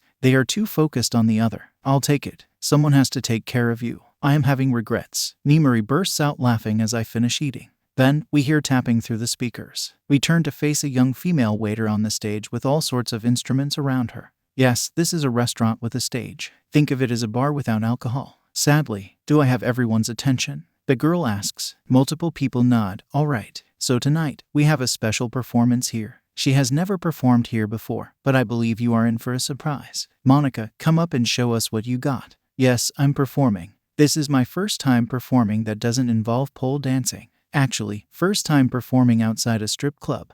Take it how you like. Weird as fuck or hey, I'm finally maturing. I'm only doing this for them, even if you believe otherwise. I will still prefer pole dancing any day. Here is the thing. I can't go singing ridden dirty or talk or crazy bitch or anything that would get me recognized. So anything stupid is off the list. And since it is the first song, it has to be an upbeat song. Welp, I'm stealing from the movie Sing. And we are doing Shake It Off. The great thing is that I have a loop machine, so I don't go back and forth between instruments. Don't worry, I know how to play all of them. The first thing I go to is the drums. We set the beat for that and loop it. The same goes for a bass guitar, regular guitar, acoustic guitar, violin, and the grand piano. I know, random, but you got to work with what you got. Everyone is looking at me strangely. No, I can't duplicate myself, dumbasses. I also have a DJ table. Time to have some fun. I start everything up. I smirk as I start the bass guitar and drums up. Another problem I face is the fact I have to sing like a girl. I actually changed the pitch and made it more unique, so it makes it less like me. I stay out too late. Got nothing in my brain.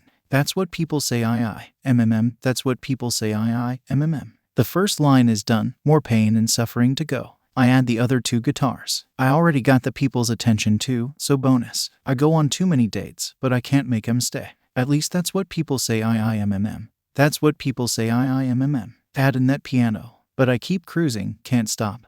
Won't stop moving. It's like I got this music in my mind, saying it gonna be alright. Finally, the violin. I can't have multiple mess singing, so the violin was the best thing. Cause the player's gonna play. And the hater's gonna hate. Baby, I'm just gonna shake. I shake it off. Heartbreaker's gonna break. And the faker's gonna fake. Baby, I'm just gonna shake. I shake it off. I got the people moving, yes. Mission accomplished. Sure, Shouda and Hisashi are still sitting, but at least they are enjoying it. Now, if you excuse me, I have people to entertain in my reality next. I mean, if I don't sing that in this outfit, someone needs to kill me. About an hour after playing and looping shit, it is time for me to end this and get out of these fake breasts. Oh, and Shouda and Hisashi got up and danced at one point, but sat back down at the table later. I plan on getting them back up. I have a special song I want to do that no one expects. The instruments I loop is a cello, violin, electric piano, and 2 different soft drum beats. Unlike my other songs, I will be playing the piano throughout it. This song has a special meaning to me. It reminds me of my childhood. I sit at the piano and taking a deep breath. I start playing the grand piano and humming before beginning. I'm putting my soul into this. I was so happy when you smile. Your smile breaks through the clouds of gray, far from the sunny days that lie in sleep, waiting with patience for the spring, when the flowers will soon bloom again, knowing there's more beyond the pain of today. I put on the electric piano loop. I see Shouda and Hisashi stand along with other couples, and they sway, although the scars of yesterday remain. You can go on living as much as your heart believes. You can't be born again, although you can change. Let's stay together, always. The loop for the cello, violin, and the beat come on. You came to me when I was alone, all by myself again today. The rain just keeps coming down and washes away all the pain we hold inside. We have to break free and come alive. No more holding back our love anymore. I start trembling. This song always reminds me of certain nostalgia I barely have anymore. I got to keep going. The two of them are close, even though times are hard and seem to go on. We'll move past that point in time to find our futures. Never again alone, cause I'm finally home. Let's stay together, forever. This is where the real power comes in. I look to see people shaky, smiling, and crying. That wasn't part of the plan. The two lovebirds are really close. I start singing a bunch of loss, moving with the music, although the scars of yesterday remain. You can go on living as much as your heart believes. You can't be born again, although you can change. Let's stay together, always. A loud applause echoes from the crowd as I finish the song. They look extremely happy for some reason. It's a great song, but damn subtle. But that isn't the important part. Hisashi pulls Shouda in to finally fucking kiss. Not on the list, but that works too. Shut up, kid. I'm too fucking happy to care right now. The world can crash, and I would not care right now. Fight me, bitch. The guy that just told me to shut up gives me a weird look and walks off. Welp, alright then. I'm glad I'm Monica and not Izuku. That phrase would have gotten me into some colossal shit. Oh, and hi. Welcome to the one time I'm happy in this poor-ass excuse of a world. Why? Shouda and Hisashi kissed. It took all my energy not to start screaming right there because I would get myself kicked out and called out all in one go. I walked out with Nimuri following behind me. Once we were far enough, I screamed in the middle of the road while disrupting the entire world, apparently. We finally did it. We high-five. I know. I'm surprised that they kissed right there. Though with what you did, I'm not surprised. Nimari tells me, and I slow down, looking at her, confused. I was only playing instruments, Nemi. For most of the songs, yes. However, for that last song, there was more to it. It gave me a tingly feeling in my chest like something comforting. Wait, what? Literally speaking or like a type of speech? Literally. It felt like you did with your speech with Stain, but comforting instead of menacing. I stop. Wait, so I can adjust the emotions of my surroundings in more ways than one. Izuku, how special is that song to you? It's personal, not something I would admit to usually, but I need information. I can tell. It's only that song that it happened. Oh, I get it. So if I'm emotional or passionate enough, it works. I'm not sure how I feel about that. That's why everybody was entranced by that song. Wait, do you think it influenced the kiss? Please no. Please tell me I didn't fuck this up. Probably. Zuko, what's wrong? Fucking damn it. Gripping at my hair, I speed up. Nimari has to lightly jog to keep up with me. That's fucking unfair to them. I shouldn't have had any influence at all. I'm pissed off with myself. You didn't ruin anything. The only thing you did was speed it up by bringing forth feelings. I should not have been involved in that. It's their relationship. Having an outside source breaks the real meaning of it. We arrive at the house, and I slam the door open. The headset I'm wearing under the wig is telling me that I'm becoming unstable or some shit. I don't care. Izuku, you're freaking out. Come on, calm down. I ignore Nimari, locked myself in my room, and crash on the bed. Sure, I may be over-dramatizing it. However, that is still unfair to them. That is basically a fucking quirk that was used on them to confess to each other. I could give a fuck about everyone else in there. I'm worried about Shouda and Hisashi. Yes, quirk use is all over the place. You can't avoid it. However, the one thing it should never be involved in is relationships, and it is. It pisses me off. Sweetheart, please open the door. I hear her panicked voice, but I remain quiet. Eventually, she sighs and walks away. I stay in bed the whole time in dread. About an hour after Nimari and I get home, assuming she is still here, I can hear Hisashi's extra excited, loud voice from here. Too bad. I'm about to ruin that. I get up, unlock the door, and head out into the living room. I see Shouda and Hisashi holding hands. Hisashi very excited while Shouda is 10 times more reserved. However, I do see a small smile. I feel like shit doing this, but it needs to be done or else it gets worse. I step out, and Nimari is quick to notice me. She spins around and gives me a look before getting up and trying to walk over. I take a step back to make my message clear. I'm doing this. Both men are swift to pick up on this change in my demeanor, but Hisashi is the first to mention it. Izuku, is something wrong? He tries to approach, dropping Shouda's hand. Another step back for me. Yes, sit down. I have something to tell you both. The trio is shocked by how straightforward I am being right now. I have to be. No ring around the rosy here. Everyone sits down with Nimari sitting in the armchair while the new couple sits on the couch. I stand in front of the men, taking a deep breath. Shouda gives what I assume to be a worried look, but I ignore it. I am going straight to the point, so pay attention. I was there the whole time. Nezu was set up to call me to get Nimari and me out. We came back cross-dressed to watch. I was Monica. Shock goes across Hisashi's face. Shouda hides his better, but I see hints. Let me ask you both something. During my last song, did you feel different? Both men nod their heads. I continue. That's Stain's ability. I can do multiple emotions, not just menacing. I have only discovered that from Nimari today. Now there is the shock on Shouda's face. Now, time for the painful part. I get on my hands and knees and bow. I am sorry for influencing both of you in that way. Neither of you deserve it, and it is unfair for you too, as you should be able to do it naturally without anything affecting it. You should be able to control your relationship, yet I screwed it up. I basically broke nature. I'm sorry. There is complete silence in the room. That is expected because, while I can say sorry, I never bow. I never even bow to my mother. Yet, here I am, on my hands and knees in front of the two of them, apologizing. Also, they recently learned a new effect of my ability that affected them. That's a lot to process. I can feel the weight in the air for a minute. I curse my fidgety habits as I stayed in position the whole time. Then, I feel myself lifted on the couch, being smothered in leather. It takes all my effort not to growl because I know it's Hisashi, as Shouda already took his jacket off. Probably hated the damn thing anyway. Hisashi hugs me tight, then pulls back and forces me to look him in the eyes. Good thing he knows not to hold me too long. Sorry, little listener. It took me a minute to recover after you did that. Didn't think you could do that. Move on before I start regretting my decisions. I'm just being honest. Right, Izuku, your ability didn't make us fall in love with each other. It might have encouraged the kiss a little, I will admit to that. However, it was going to happen anyway. You were just speeding it up. If anything, you made the moment more special and romantic. Please don't dwell on this because you did nothing wrong. Well, besides stalking us, but that's a given. Actually, the show was planned before y'all's date. Therefore, you were intruding on my show. Why you think I did it today? You really thought this through. I fucking hope so. I turned to face Shouta, him looking I don't know how to describe it if I may be honest. Of all the things you can and should worry about, you worry about that. I appreciate the worry about our relationship, but I don't mind either. It isn't worrying, dumbass. It's called being civil. Nimari smirks. You were worried. Called out to the max. I regret this. Good fucking night. I get up and start walking off. That plan goes out the window when I feel familiar scarves wrap around me and pull me against the owner, forcing me to spin around and look up at them. Shouta says, sorry, Izuku. Apology accepted. Don't worry about it, alright, kid. I seriously do appreciate it. Yeah, let me go before I ruin your scarf. Why do you even have it? I thought I forbid it on the date. I picked it up at the door. That sounds inconvenient. It's comfortable. I don't know how, but alright then. Let me go. Shouta finally lets go of me. Flipping them off, I walk back to my room and work on something. Probably those stupid nanobots. I hear talking outside the door until it goes silent.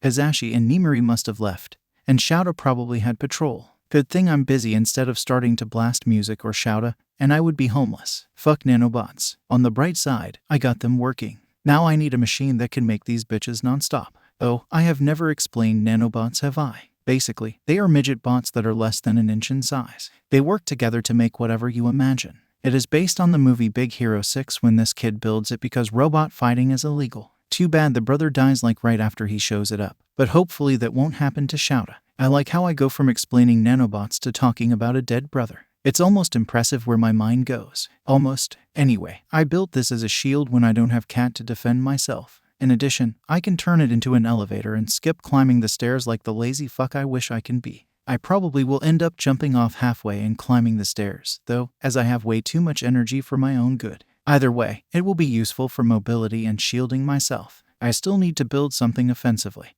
And I'm not sticking with a taser I developed as an 8-year-old me. I can make a much better one now, and that bitch might explode. The little nanobot I built took me 12 flipping hours to create. I need thousands of these suckers for it to be useful. I have to build the machine to make them for me so I can waste my time elsewhere. At least they are cheap and easily programmable. Believe it or not, I only use solid plastic with a chip inside and foam to get it to work. They are easily sacrificial, so I didn't want to use something too expensive. I have a machine that can do that already as I was using it for something else I rather not talk about. It won't be sitting in the junk drawer anymore. I just have to reprogram it. I sit at my desk and get to work. I don't know how long I have been there, but it must have been a while because I hear footsteps enter my room. A normal person should be suspicious, but the security dog, Cat here, didn't react, so I'm not too worried. Then, I feel a hand on top of my head, kneading my hair slowly. Damn, man, for knowing my weakness. Bedtime, Shouta states. He has grown so much. He doesn't even ask why I am awake anymore. I check the time, and it is 2 in the morning.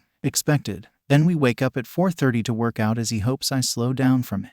Like that has worked out so far. Can I skip sleeping tonight? I ask. I can sleep for about 2 hours every other day and still be able to take over the world. I hear him sigh, continuing the motion on my head. It slowly calms me down. No, you skipped last night, remember? But that was last night, and that accumulates to tonight. You say my self-preservation sucks, yet you get less sleep than me. I still have energy, unlike you. That is true, but you are still short. I spin around in the chair and punch him in the stomach. Too bad he is used to it. He takes a breath. Bitch, stop calling me fucking short. This is like the 3rd time in the past 24 hours. That is your fault for drinking and smoking at your age. Probably why you can't sleep now. Actually, I sleep better now than I did as a kid. I only slept an hour as a kid. What? You heard me, Mo.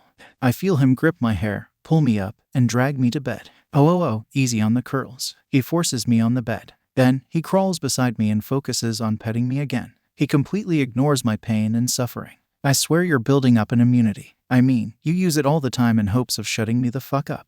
That obviously doesn't work sometimes. Maybe because you talk too much. In case you haven't noticed, I already know. Yet, you don't fix it. I have. I don't mutter like a psychopath like I did as a kid anymore. You did that. Yeah, I was a pushover as a kid, so I knocked it out. But I used to cover my mouth with my hand and mutter. You couldn't hear it unless you were right next to me and listening for it, but it helped with remembering. Bakugo called it weird along with my other habits, so I kicked it. I think I caught Shouta's interest because he hasn't told me to shut up yet. You haven't talked about your childhood. Why would I? Not like you talked about yours either. That is true. I assume with a response like that, I'm not going to get much more information on it. Depends, what do you want to know? Shouta looks at me with shock but goes neutral again as he massages my scalp gently. Was it something you needed at the time? That takes a moment of thinking before responding. If I mutter, it helped me focus instead of bouncing around to multiple things. It was really for focusing reasons, not really for memorization. I also did this thing with my hands, where I did hand signals to help focus as well. I don't do any of that anymore. I can focus now, at least. I deny because you can't focus on me telling you to stay out of trouble.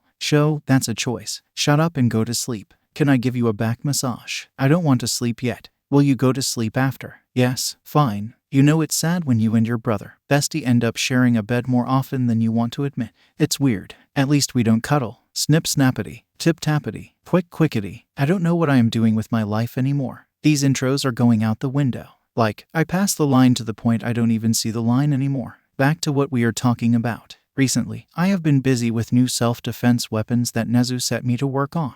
With the wrong attention on me, I have to focus on ways to defend myself from the outside world. Cat can't always be there. After all, the agony. I do have some plans, but I've already built them all. Actually, let me update you on those. Starting off, the nanobots I have been talking about. Yes, the tiny midgets are what I am talking about. I programmed a machine to automatically builds them for me, so there's one built every 10 minutes. That machine has been going for about 2 weeks now, so I have made a load of them. Also, I tweaked the headband to hide under my hair no matter the length and to do better at doing its job. Because the media is a bitch and practically stalking me, I have to go out in fake wigs to keep myself hidden along with a dab of makeup. I'm about to make effective shields and elevators with them now. I haven't tested them yet, and I'm not willing to until I at least have double the amount I have now. The nanobots are a more defensive option, though. Well, I could probably use them to crawl down someone's throat and rip them apart, but that's going kind of far. Besides, the blood would be a bitch to clean off, thus why we decided to steal yet another idea off Legend of Korra, the shock gloves. I made these because they are easy to pocket.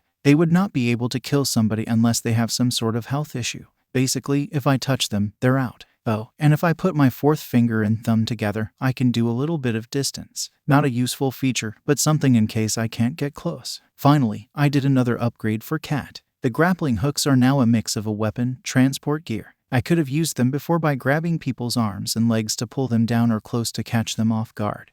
But I decided to build upon that idea. On command, the claws at the end can now curl up and become small metal balls. This usually would not do much damage. However, if you get those things swinging up at some speed, you can knock some people out. Cat can now also cover my hand to make something similar to brass knuckles. I can now pull them close and punch them to knock them out. I mean, I could have before, but extra protection. You know, Principal Nezu approved everything. Izuku, power loader, tells me as I'm working on something. I really don't know what I'm doing. Thanks, Majima. Hey, give me something to make. Yeah, he lets me refer to him as his name because I am here way too much. Something that makes you settle down. Of course. Next, something that makes you sleep. No need to call out my sleeping habits. Never mind, you just want me out of your hair. I'm heading out. I get up from my station, starting to walk out when I feel those metal tips around my wrist. Another bleach bath is in session after this. Hatsum is enough. I don't need two of you. Hey, it's called experimentation. We hear Mei from across the room. She's right, I say with a smirk.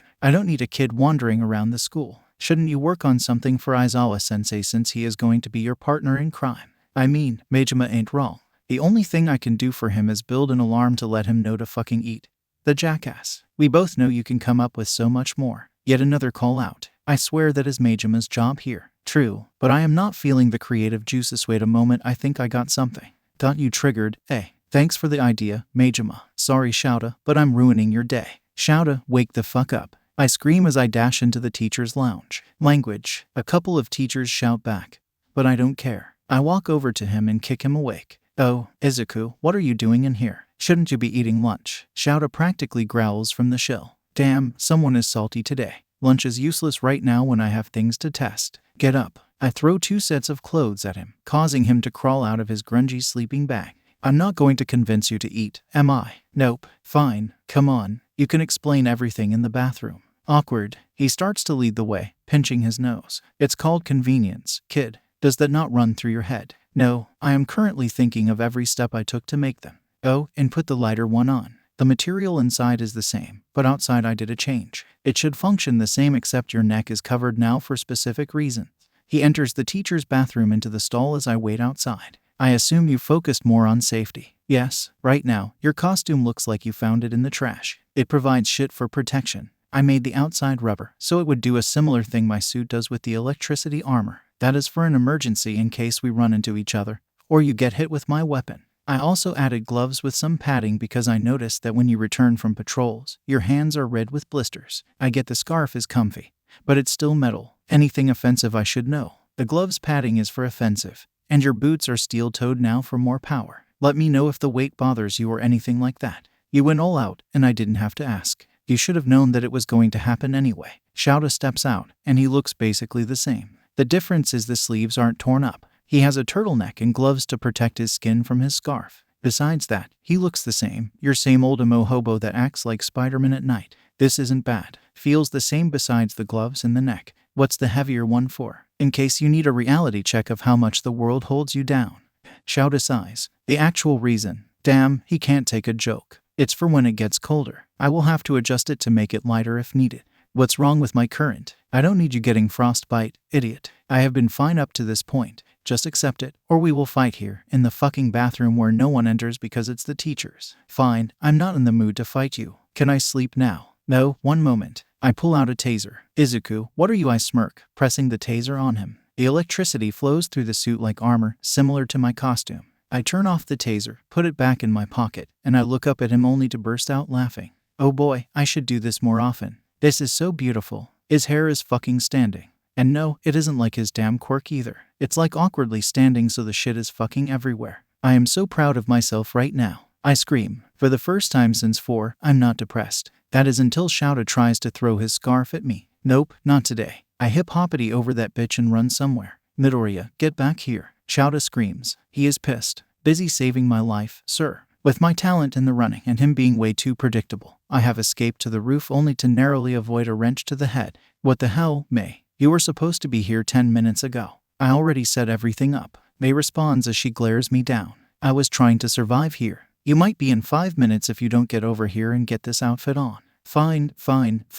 I feel so rushed. May is pushy. So, what are we doing on a roof? If you want to look at this realistically, probably suicide. If you want the actual reason, we are testing my new invention that could let me fly. Yes, they are fucking wings. I want to fly away from this cruel world. Wow, that got real depressive quick. Back to reality. Alright, you're all strapped up. If it fails, there is a bouncy house at the bottom that should save you. I assume you did the emergency pack as well, right? I am curious if it will explode under my weight. I did, no worries. Oh, did I mention Majima has no idea we are doing this? Yeah, nobody does. I wrote a letter just in case all fails. I hand the letter to her, but I will tell you what it says. How the hell did we get to messing with Shouda to a bloody death letter? I really am a hyperactive puppy. Hi bitches. If you are reading this, I'm dead. Don't worry, I already have plans for my body parts. I basically want you to cut my body parts out and give them to people. I don't care what you do with the rest of the body. Oh, and for the service, just drink a glass of pina colada while playing the song Pina Colada over my dead body. Mom, I know I may be a brat at times, but I still love you.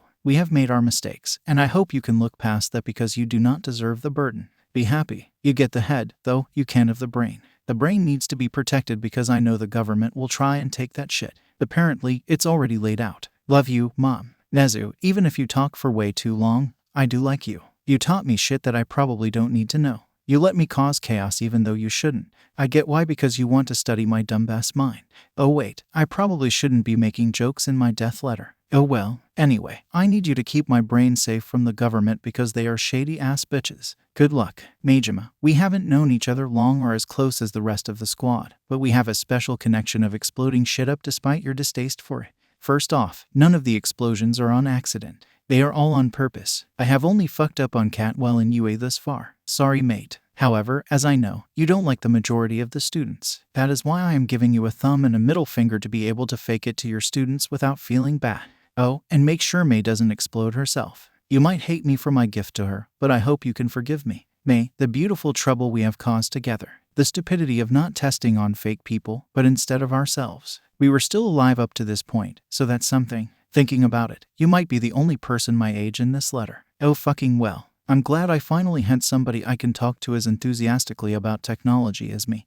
And I appreciate it very much. We have created shit no other people can. I have something more vital to me to give you. At my house, there are binders with at least 1,000 unused blueprints in them. I want you to have them. Adjust them how you want and put them to good use, please. Keep exploding shit. Nimiri, I am disappointed I didn't get a man or woman before I died. I guess I had more important things to worry about. You know, like going to hell. back on topic. I care about you very much. I hope you find a man or woman who will respect you. With you probably will start a damn harem, but I digress. Otherwise, I will come back alive somehow and beat their ass, loaded gun and all. I loved the time all of us spent together. I loved my special moments with you where we almost died to shouta every day. And that one time we cross-dressed. We may not have spent time together like the rest of the squad, but there was that special connection that we all have together. Please watch over my boys for me so they don't do stupid shit. It took way too fucking long for them to be together, and I will not have bullshit ruin them. You be safe too, alright. Love you. Yeah, I had to do a completely new page for Hazashi. Hazashi, I am going to be completely honest with you. I have listened to your stupid radio station since I was a kid, and I still do. Well, before I died apparently, but we won't go there. I will always find a way to listen to you. It gave me something to look forward to because let's be honest, there isn't much for a lonely-ass genius kid to look forward to. Well, besides the daily lookover of did you get hurt? But boo, that's probably why I know too much about you. Thinking about it, I don't think I have ever missed an episode. Well, besides before I could remember shit.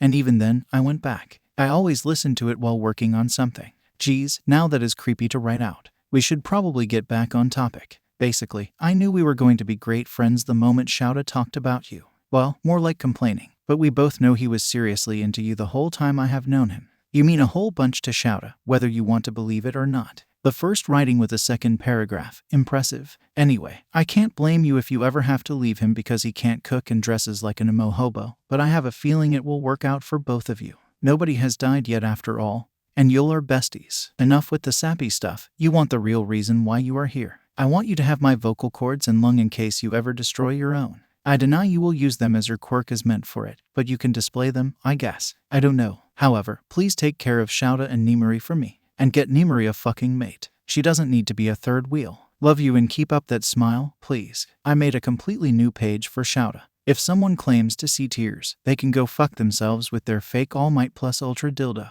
Shouta, where to start with you? There is so much to fucking say, so I'm sorry in advance if I ramble. First off, you managed to get me to save you despite me believing in social Darwinism, so congrats. Also, I heard the conversation about separation anxiety and looking over everything. It is possible. I'm going to bring my opinion on it to the grave, though, because I need to remain tough to the end. I guess this was my bullshitting passage, so let's actually attempt to be serious. I care for you. I may be shit at expressing it, but I do care for you. If killing a fake human was not enough, I don't know what will be. You are the reason I got clean because of your support. You are the reason I wanted to go to UA to prove you right and everyone else wrong. You are the reason I was probably not dead up to the point I did die. Sure, you're fun to aggravate, but I would and somehow will still fight someone in a heartbeat if you're threatened. I mean, I am a genius, after all. I think I can break out of the afterlife somewhere. Yeah, that's how much I respect you, and I know how you are. Don't take the fucking fault. I died, however, I died on my accord. Unless you're secretly a villain and killed me. Then I'm coming back to life just to kill your ass. However, the chances of you being a villain are very low as you should have killed me already. With that out of the way, I have a request for you. You better get on one knee and marry Hazashi before I am supposed to graduate high school, or I am coming from hell and beating your dumb ass. Don't fuck it up. Nobody else is going to deal with you fucking bullshit. Deep breathes, Izuku. Okay, maybe that is a bit far, but it's true. Don't lose him. Now, I do have presents for you. Everything I own you can have. Well, priority anyway. I deny you will accept a majority of it, so you can give it to mom or donate it or some shit. The only thing I ask you to keep for yourself is the electric batons and cat for emergencies. They are my greatest inventions, after all. Something to protect you besides a fucking scarf. Oh, and you can have my heart because that is how much I care for you. I was going to say intestines so you can swing around, but I have a feeling that it is disgusting, so the heart will do. I care for you, Shouta, so take care of yourself along with Hazashi and Nimuri. I love you. P.S. Can you give All Might my appendix for me since it is the most useless part of the body? Please and thank you. Sometimes I wonder what is wrong with me. You're probably wondering why I am giving away my body parts of all things. Well, it's not like I have much else to offer. Besides, I ain't going to let my juicy organs with past alcoholism rot. I might as well give them a use one last time. I deny anything would happen, but I would regret it if I didn't at least attempt making the stupid letter. I can see everybody shaking their head from hell already. Welp, I got shit to do. I put on the headband as this is mind controlled. I don't control the flapping, but instead, if I want to stay still, go specific directions, and things like that, that's what I command. It does the rest, and that is what makes me kind of nervous about this. Will this bitch actually fly? I looked up too many bird videos, so this better fucking work. Let's do this, bitches. I spread my wings first. All black beauties with hints of blue. I made sure that they are adjustable to the wind and all that jazz, so I should not die quickly. I do a couple of test flaps, and it works. Basically, it's all attached to a harness around my chest. That may work, but these wings are heavy. Can they keep me in the air? The wings curl up, but when spread, they are my height and about 5 feet in length. They are some big suckers. With a smirk, I bend down on my knees slightly before running and jumping off the edge. At the same time, I scream what I swear I would say if I ever had to jump off a cliff. I believe I can fly. I believe I can touch the sky. I let myself fall a couple of moments before the moment of truth. It's time to see if I can fly. I do some thinking, and they spread. The wings are spreading. Can you blame me for doubting fucking wings of all things? I angle myself downwards before controlling the wings to start gliding through the air. I'm not falling anymore. I am flying. I am fucking flying. It worked. I scream as I start flying back up to the top of the building. Finally, I land, and I am trembling. Man, whoa. Did it fly all right? Is there any adjustments needed? What can be improved on? What else can be added? What may blabbers? Girl, it's fine for now. We can work on it later. Celebrate. Then, IZUKU, both of you are grounded. You didn't test it, did you? We turn around to see Majima and Shouta come from the stairs. Majima is the one screaming.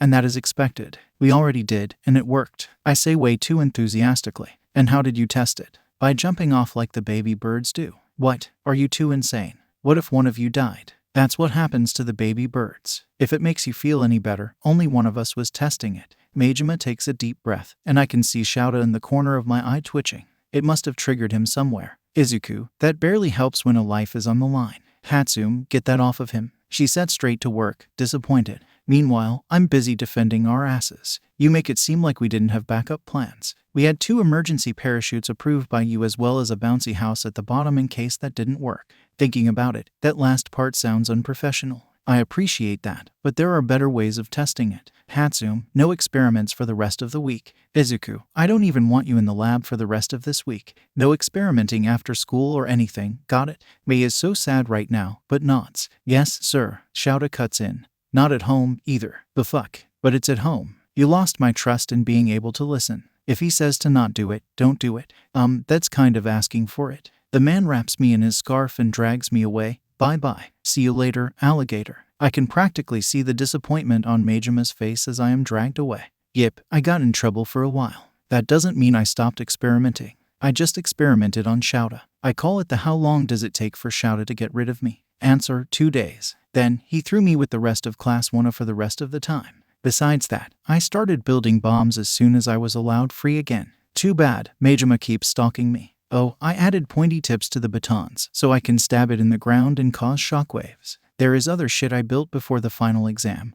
But let's be honest, I gotta keep it a surprise. So in the last segment, it was supposed to be all about my gadgets before the final exam. Somehow, it turned to the point of having a death letter in it in case I died. Hopefully, this time we will stay on track. This time around, we are going to focus on hero lessons. Well, the ones that stand out. Now, why do they stand out? Well, because I am the starring role, of course. Damn, that sounds egotistical, but that's how we roll here when you stalk me. Let's get straight to the show. Today, we will be working on your hand-to-hand combat skills. However, unlike the previous lessons, you will not be allowed to use your quirks unless it is a mutant type. There are situations where your quirk will not be suitable, and you must fight hand-to-hand. Also, some quirks can erase, quirk suppressant cuffs, and gases all exist. Everyone pair off. No killing each other or breaking bones. Shouta tells Class 1A. I grin like a maniac. Time for you to be down on my level, bitches. No gadgets either, Izuku. Give me everything you got. Like that is going to pull me down. I walk over to give him my bag with a bunch of random shit in it.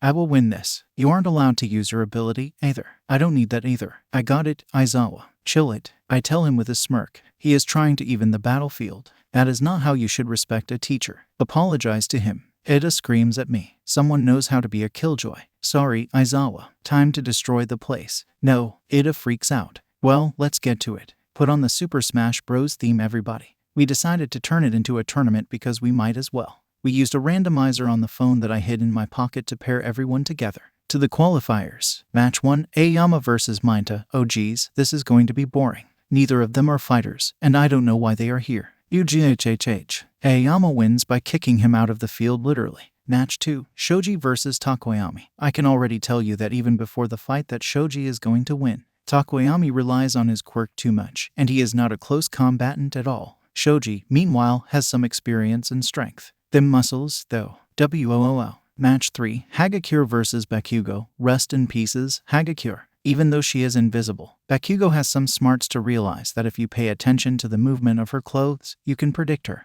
The lack of fighting experience is on her too. Meanwhile, due to being a bully, Bakugo has plenty of experience. Match 4, Kota vs me. I feel like an ass because this boy is precious and would not fight me. Like, he's screwed for being a hero, but he is so precious. I had to beat him. Life. I almost cried. Almost. I had to slowly lead him out. I will be hearing that from Shouta later. Match 5, Kaminari vs Momo. Momo wins the fight within 5 seconds. She has a ton of combat experience. Meanwhile, Kaminari only knows buzz. Match 6, Gyro vs Ashido. Let me give my wife Ashido some credit for something. She has dance experience, which may sound useless, but it is beneficial. With dance, you work on your balance, along with kicks and flexibility. Gyro has some fighting experience too, but she is unbalanced and fell over. Match 7, Todoroki vs Anjiro. Yes, they both have fighting experience. However, Anjiro has a fucking black belt, while Todoroki just has basic hand-to-hand shit. He put up a good fight, but compared to Anjiro, he was screwed. Match 8, Ida vs Uraraka, a destined fight among friends. Who will win? Ida, obviously. Okay, not to be pessimistic, but Ida simply is too powerful compared to her. Sure, she gained some experience with Pro Hero Gunhead during the internship. However, it's not enough to face it in a fight. Match 9, Kirishima vs Zero, another friend group. Kirishima won because he has actual fighting experience, while Zero is more for mobility like Spider-Man. Match 10, Tsuyu vs Sato. This is an exciting matchup. A frog versus a sugar man. It's honestly a weird fight. Tsuyu, in my opinion, is probably one of the best students here as she is pretty well-rounded, and you can put her with anyone. Sato can fight and increase his strength with sugar. However, he is slow, and his mental ability drops over time. He doesn't have that here. Tsuyu manages to win by outspeeding him and knocking him out from behind.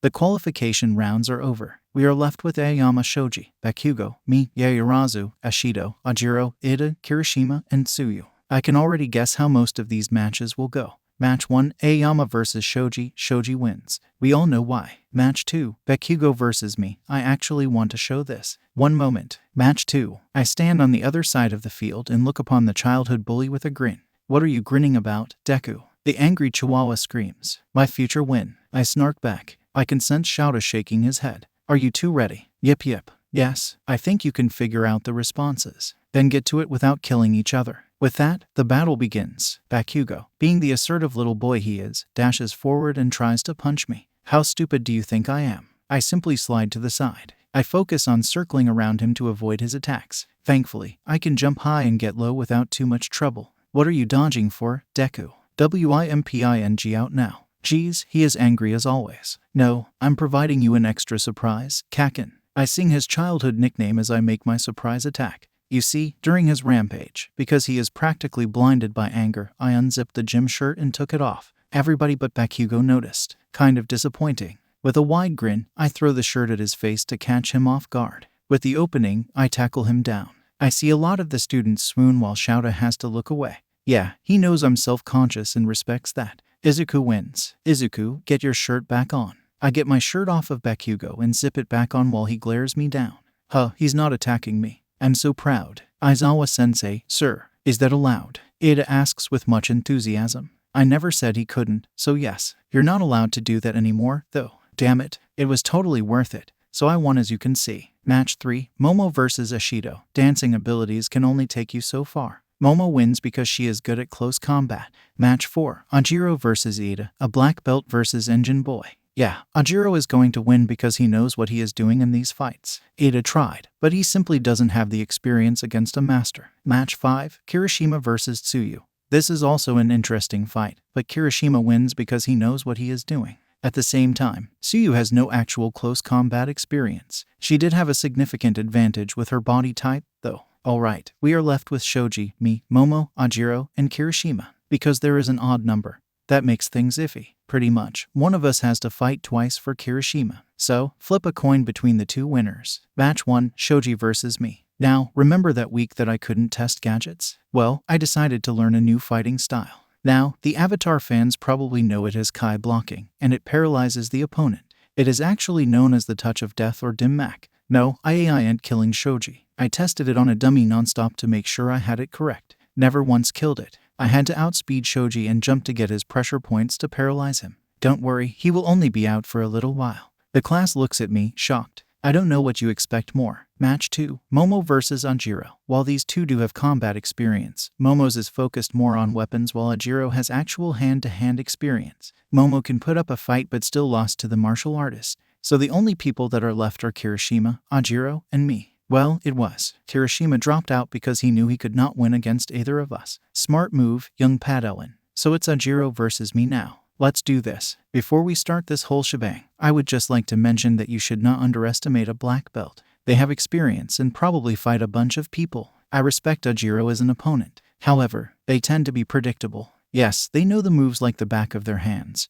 But that is what makes them predictable. If you can figure out their pattern, they are screwed. That is why you should not only fight in a dojo but outside of one as well. In a dojo, there are rules. In the outside world, you can fight how you want. That is my advantage. I just need to avoid being hit for a while. And that is my major problem. Oh, and he has a tail. That could be the tail end of my problems. I can feel you smashing your head. I'm sorry, I shall continue. I have a plan. As Shouda would say, you can't be a one-trick pony. You two ready to go? Shouda asks. We both nod in response as I look over his form, absorbing any bit of information I can get.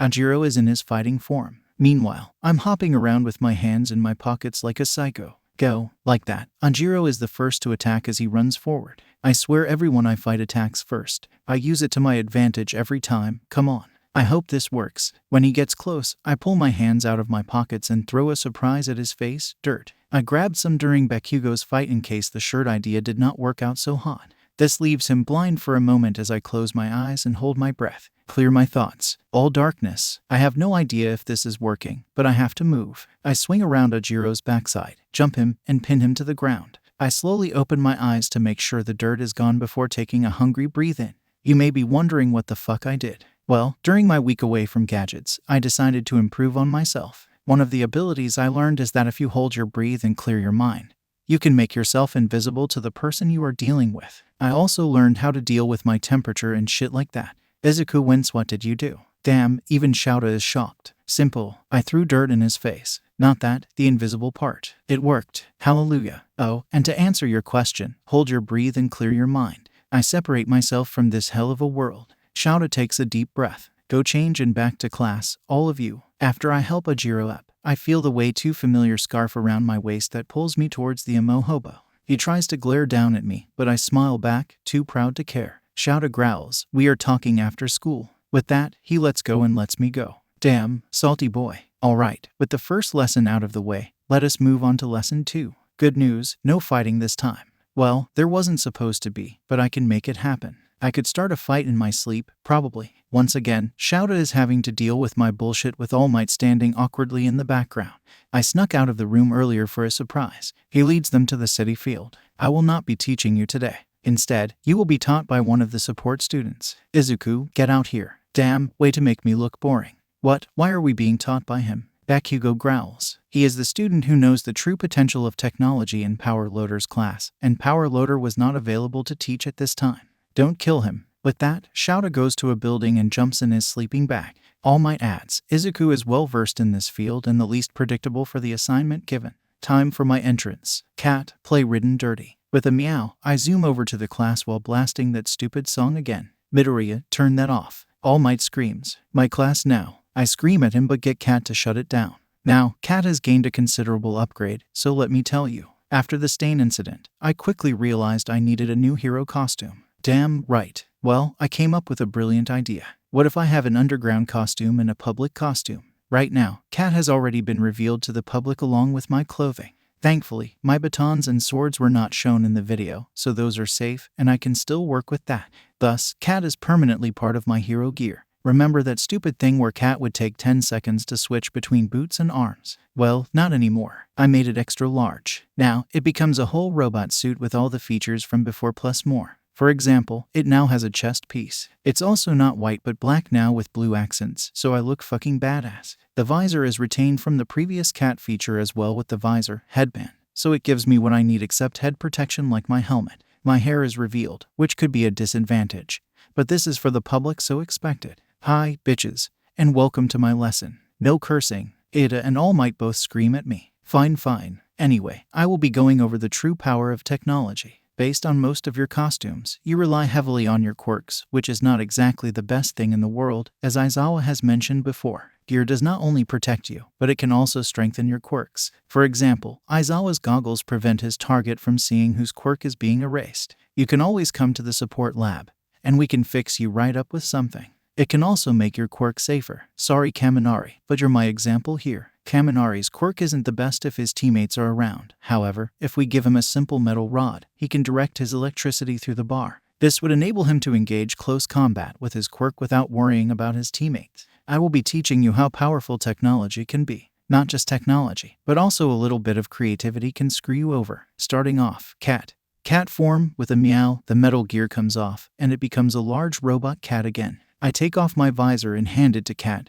Go sit by Aizawa. Good kitty. Now, I pull off my jacket and drop all my gear on the ground. Knives, bombs, screwdrivers, if it exists, it's probably there. I also remove my backpack. All the students are looking at me strangely. Alright, now I am your average quirkless boy. Your challenge is to beat me. That quickly gets some reactions. This is going to be easy. Anyone can beat Deku. Easy 100. Oh geez. I grin up at them with my psychotic grin and use Stain's ability. Everyone quiet. I never told the rules, now did I? With that, everyone quickly shut up. Good. Dang, this ability is fantastic. It even got All Might to stop moving for a moment. Alright, everyone will be going against me. The way to beat me is to simply cuff me. Get me out of the building, into the car, and drive me out of the battlegrounds. The reason I am setting so many targets for you is to give me a chance. I know, petty, but oh well. For Yil, I only have to cuff you. Once I cuff you, you're out. It's considered a knockout. Think of it as a Juggernaut challenge. You have 30 minutes to win. Your Raka decides to add her 2 cents in.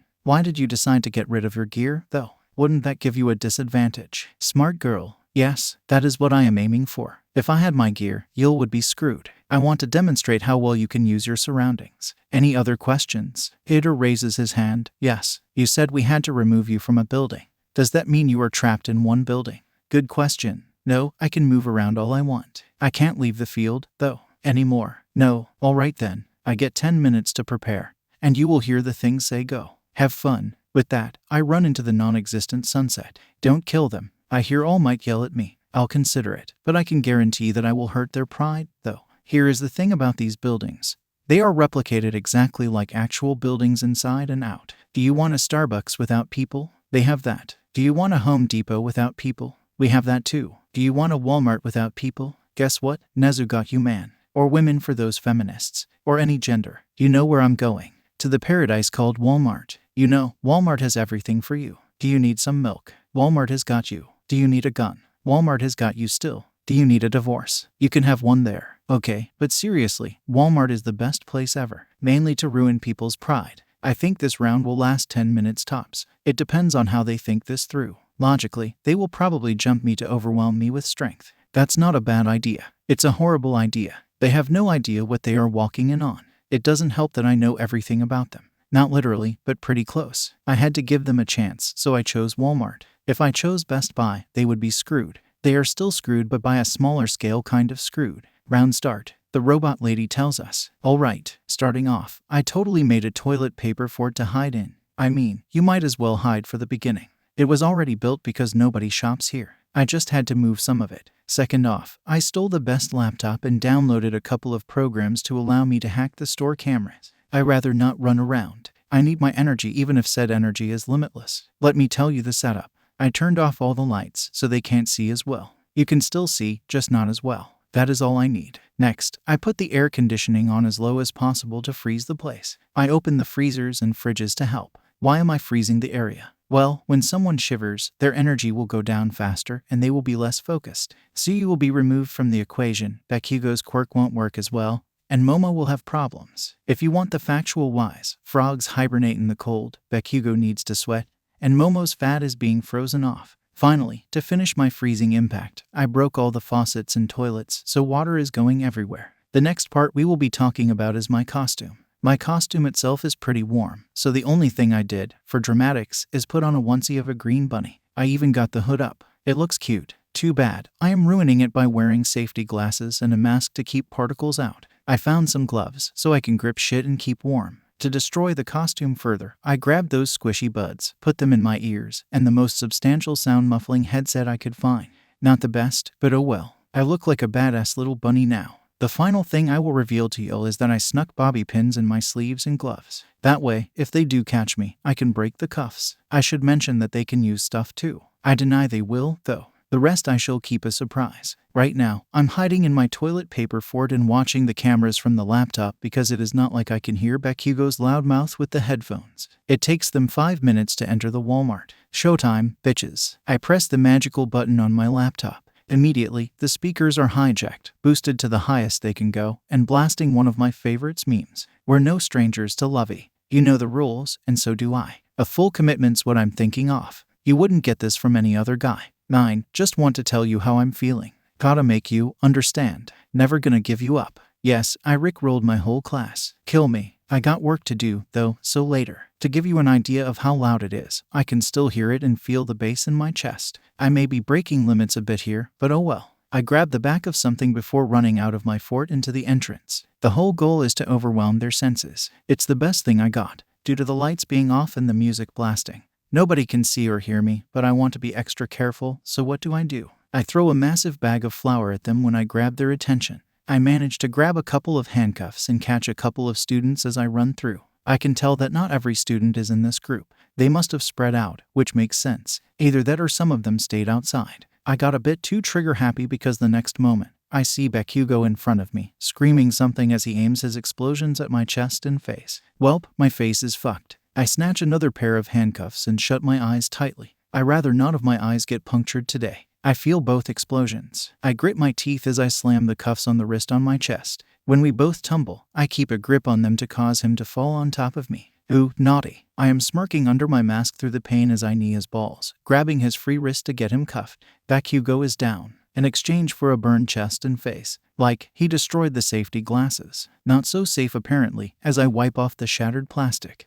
I open my eyes and damn, that kinda hurts. I throw the chihuahua off. Standing up, I stumble but manage to catch myself. Possible concussion, maybe. I did slam my head on the ground. I need to keep going. I look around to see Tsuyu and Gyro on the ground from the cold and noise. I feel kind of bad. Not really. Reality check. Locking them up. Apparently, during my time lockup spree, I got Ayama and Koda. I must have got them in the flower blast. I got a fourth of them out. The music is ending, and I think the other students heard as they all run in here. Welp, fuck. I quickly dodge to the side to avoid some ice and stumble out of the way of a net. Someone grabs me at the free opportunity. I shake the headset off. Let go, booty bow man. Inappropriate. Yep, it's Ada. I struggle against the boy, only to quickly realize that hey, his wrists are right there, holding me. I take the opportunity to capture him. What happened? Oh, he sets me down outside, so my Walmart is a long-lost memory now. The boy depressingly walks away, leaving me with the still mass of students. I have an idea. Come get me. I raise my hands in surrender as I seem unstable. It would be dumb to try something with my condition.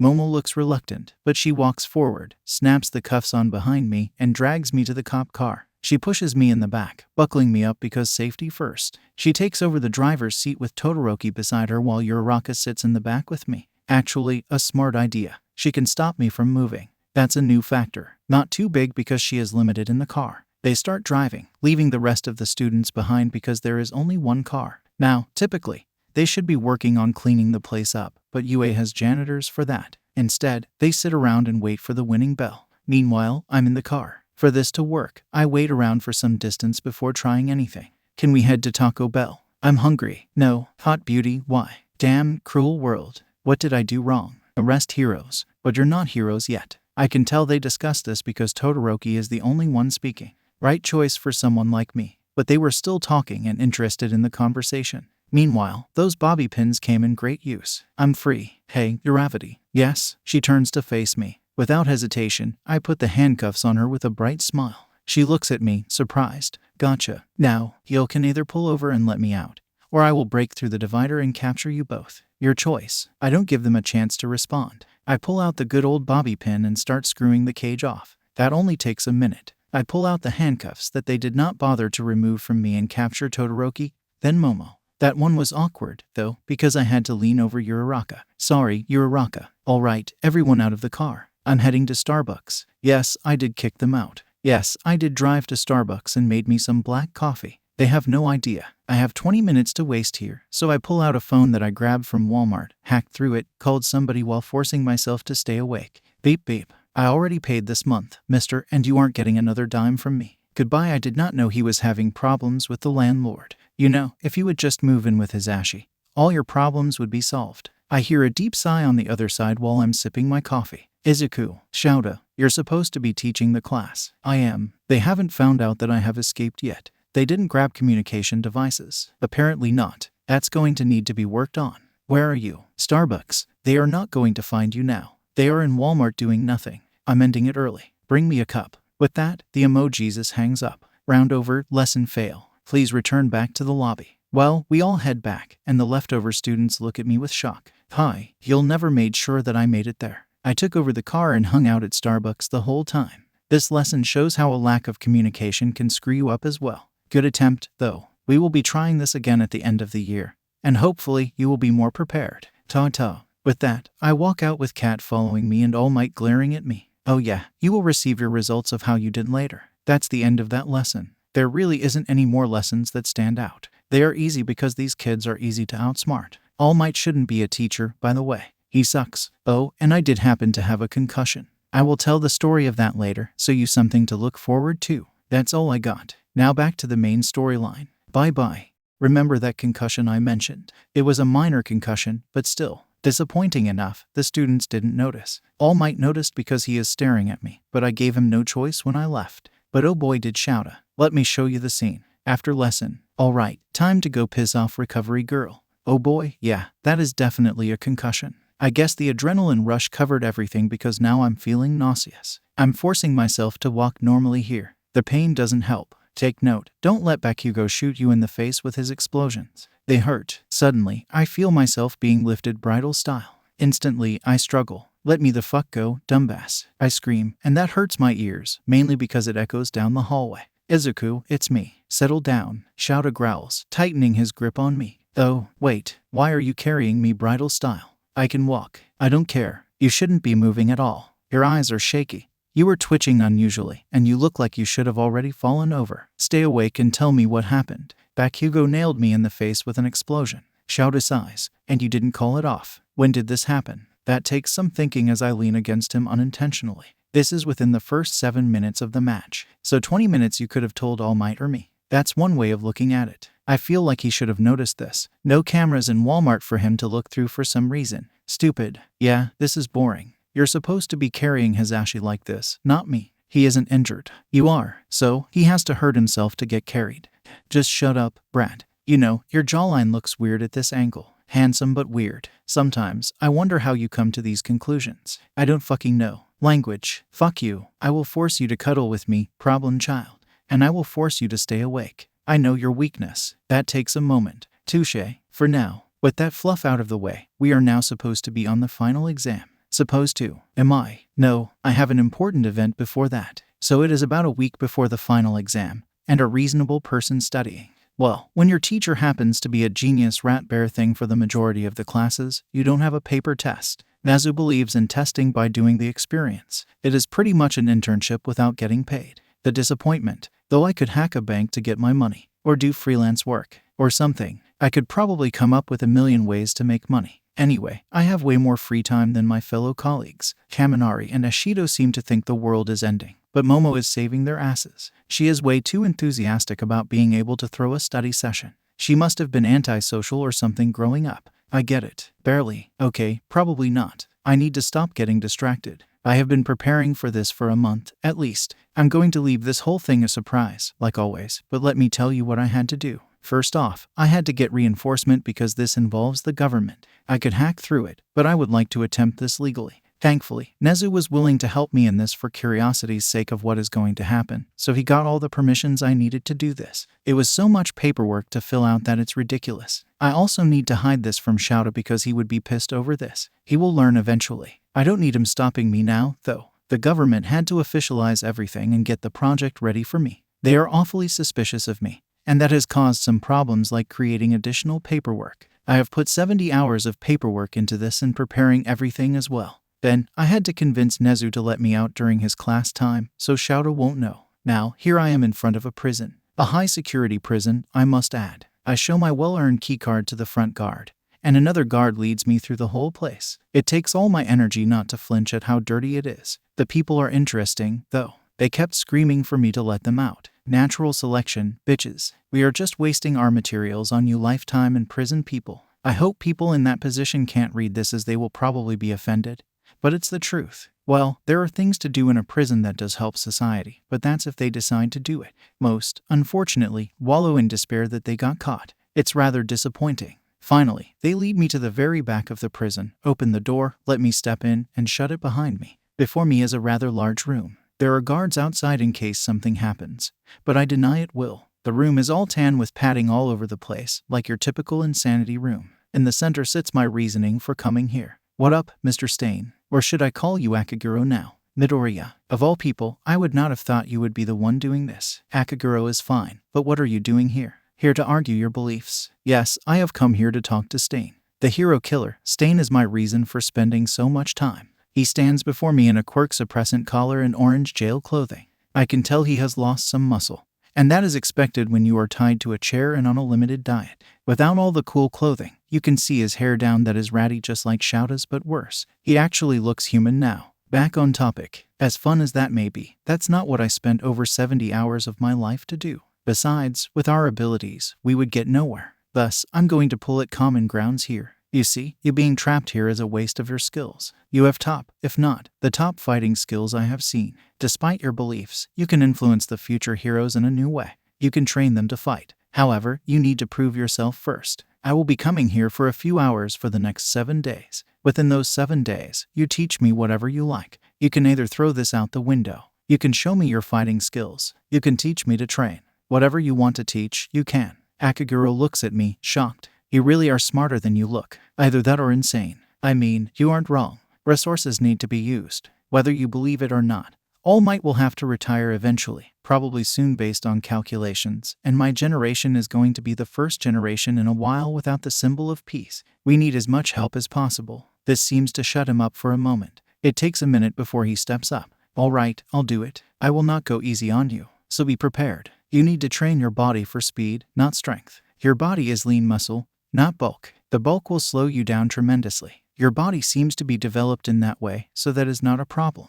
You need to work on speed and reaction. Your stamina, from what I know, is impressive as is, so keep that up. Let's get to it. Akaguro quickly approaches, and I hop back, grinning. Let's go, queen. Hot damn, you know how to get me moving. I scream, able to stand still for once. I'm impressed. I feel my blood pumping. WOOO. As a future hero, you shouldn't be cursing, kid. Akaguro scolds. Wow, he really is different from Stain. All Might told me that too. He lies your story true. With All Might, yes, I am many things, but a liar isn't one. Akaguro, most of the time. Wait, so the alcoholism is true, too? I forgot I said that. Yep. That's why I consider Eraserhead a true hero compared to All Might because he helped me out of that. I would not be here without him. All Might receives attention for his work, yet Eraserhead gets nothing, and he is content with that. You're close to him, aren't you? Called out. Trust him with my life. That's powerful. He is a good fighter, however. He got distracted with that Ingenium kid and got caught off guard. What? Why wasn't I told this? I am so fighting him after this. I would if I didn't have to hide this. Hyper. Most people would be struggling to speak at the moment, let alone argue. Back to work. Wee woo. That's pretty much how my week went. During Nezu's classes, I would leave UA, go to prison, and learn from Akaguro. After some intense training, I sneak back to Nezu's class, listen to the rat rattle for 5 minutes, and lunchtime. Nezu is very interested in my progress, and we will see how much I have improved at the practical exam. Akaguro has proven himself to be a valuable teacher. We did a test of how fast I can run before and after, along with how long I can last in a fight without being hit. Both skills have improved tremendously. I am very impressed. He even remained unpredictable to an extent. His teaching skills need some work because you can't punch students, but he can always improve as long as he is open to it. It could be a fantastic teacher. Of course, he was limited to only hand-to-hand because you can't really give a guy in prison a sword, but his hand-to-hand is still great. I think he is on the road to improvement. I will even visit him sometimes to see how he is doing because they are already planning a class for pro heroes interested. They better know it isn't an easy class, though. I have an overload of energy, so it wasn't too bad, but it still gave me a challenge. For an average person, it is probably hell. Meanwhile, Shouda was in heaven because not only am I too busy with Nezu's class to aggravate him, but he has put all his classes as study time. He has been taking plenty of naps, therefore, he has been in a much mood lately. Nimuri and Hisashi are trying to help out the class the best they can, but when you have Kaminari and Ashido in your class, it's hard. They are reviewing over everything. They are in the opposite position of Shouda. Class 1-8's a bloody mess. I'm glad I got out. Now, it is time for exams. Well, the paper part first. The practicals come later. I only have 3 classes to do because Nezu simply does not believe in that kind of testing. Shouda's class, All Might's course, and Majima's class. Too bad. All that was easy for me. The hard part was sitting there and waiting for everyone to finish. Shouda tried to keep me busy by giving me one of those puzzles you have to pull the rings off of, but that only took 2 minutes. About 10 minutes in, Shouda kicked me out of the class and sent me to Nezu. Thank God above that he told the other 2 teachers to do the same thing. Otherwise, I might knock myself out in the class. It took 3 days for the paper exams to be done. You know how, when you spend too much time with someone, you start arguing about random shit. That is precisely the point Nezu and I got at. I'm not going to tell you about what because it was inappropriate as fuck and involved Nezu being an animal. Yep, I went there. I was curious, alright. Nezu had to send me to Lunch Rush because Lunch Rush is the only person available to deal with my bullshit at this point. He actually let me help him cook. It kept me busy. And he willingly listened to my conversations without saying a word. Well, he rarely talks anyway. His cooking is amazing. And he taught me. Of course, it takes way more time for me than him because his quirk makes him Jesus, where he can make food very quickly. I actually stopped and watched it sometimes. I mostly helped by getting him ingredients and throwing them to him as he can make at least 100 meals while I could only make one at the same time. I helped him through lunchtime because he has a lot of work on his hands. I think he appreciated it because when we were finished, he took off his glove and ruffled my hair that I just removed from the hair net before washing his hands and putting the glove back on. Then he handed me a sandwich. I felt terrible, so I sat in the kitchen and ate with him while talking. I should make this a daily thing. This man is so underappreciated and could use all the help he can get, quirk or not. Oh, and bonus, he is the same height as me. After eating my sandwich, I head back to class, where Shouda tells us to get our costume on. Once that is done, we get on the bus to take us to the field for the practicals. Speaking of costumes, remember the cat costume, my public costume I'm calling it? Well, I had to change my now called underground costume design. Obviously, if I'm going to change the layout, I'm changing the features too. The design is basically a black rubber bodysuit that is rather tight. Not tight as in you can see my ass tight, but tight as in nothing can get caught if a knife were to be thrown at it. The jacket is exchanged for a thin bullet, quirk-proof vest that can be opened to reveal some throwing knives. I always need those. The helmet stayed the same, so I'm happy about that. Thanks, brain dead self. We still have the electronic batons and swords on my back with the backpack carrying my laptop and random shit. However, there is now a new backpack in between the original bag and the weaponry. Remember that Attack on Titan mobility gear that I only used once? Well, it's making a comeback. Kinda. You see, the mobility gear is bulky as fuck. That is horrible when you need as much speed as possible. I also wanted grappling hooks. In the Hasu incident, when I hip-hoppitied up that building, it took a ton of compressed air to do to the point that, in the end, I barely had a thing. That is luck saving me. I need to preserve that air, thus grappling hooks. The hooks are on the utility belt and harness I added to the costume to hold bombs while the wiring is in the new backpack in my back, leading to 100 feet max for each grapple. A bit up there, but better safe than sorry. You may be wondering, if you are paying attention, why around my waist and not my arms like with Cat at the sports festival? Simple, I need my arms. The grappling hooks on my arms and Cat can be used as weapons. For this costume, my batons do that. I want to be as flexible as possible. Hopefully, it works out well. That's all that really changed with it, though. Back to the bus. From what I am hearing from the students, they think it is going to be us fighting robots. Sounds fucking stupid to me with everything going on, so I'm willing to bet, based on that fact I saw Shouda checking over his gear earlier, that we are fighting the teachers. Joy. And I was right too. I ain't smart for nothing. All the UA teachers stand in front of us while Nezu pops out of Shouda's scarf and explains the whole thing. Each pair of students will be facing a teacher. We have 30 minutes to either escape the place or place a cuff on the teacher. The teacher will be weighed down with bracelets, so it is possible to win. I just hope I don't have a bad partner. Shouda starts telling the teams before the final names are announced. Izuku and Bakugo, you will be facing. I am here. I am here. All Might lands in front of us out of nowhere with the ground shaking from the force. All Might will be your opponent, Shouda tells us. You know what? I might be able to work with this. I will let Bakugo go first because the dumbass will want to fight, and let him get knocked out. By then, I will take out All Might with my batons and tie him up. Usually, you shouldn't make your teammate get knocked out. However, I need to, in this case, as he simply will not listen to me. I could also suffocate him myself. Well, that was my original plan until Nezu hops out of Shouda's scarves and walks in front of me. Izuku, due to your abilities, you will have limitations that your classmates won't have. What? No. You will not be allowed to use gadgets brought from outside the exam. This includes your costume. You will only be allowed to walk in with whatever you are wearing. Oh, we will be doing the first part of our exam. You will be analyzing all your classmates' fights and writing them down. You should know what to write.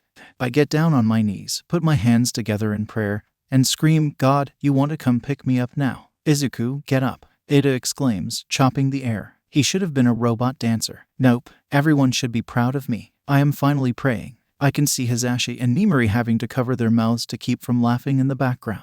Izu, I think you're praying for the wrong thing. Uraraka pats my back gently while giving me a sympathetic look. No, I'm not, sis, I tell her. I need to defend myself here, sir.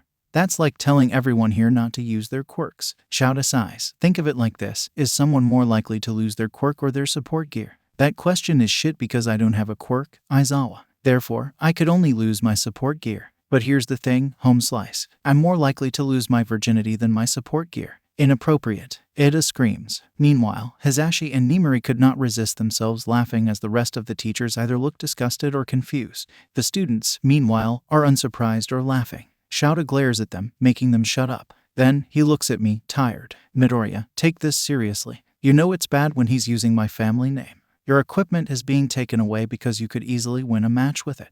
Think of it as a challenge. I mean, he isn't wrong. Fine. I already came up with a plan anyway. Thank you. Now I wish you, students, good luck. Know that if you fail, you will be unable to participate in summer camp. I completely forgot about that, didn't I? Yep, I did. Basically, if you pass the exam, you get to go to a summer camp that is secretly training camp. The fun doesn't exist in Shouda's book, after all. It's a ruse, so you are screwed into going either way. Without further ado, let us get on with the fights. I will be showing my notes on each, so you should have a good idea of what happened.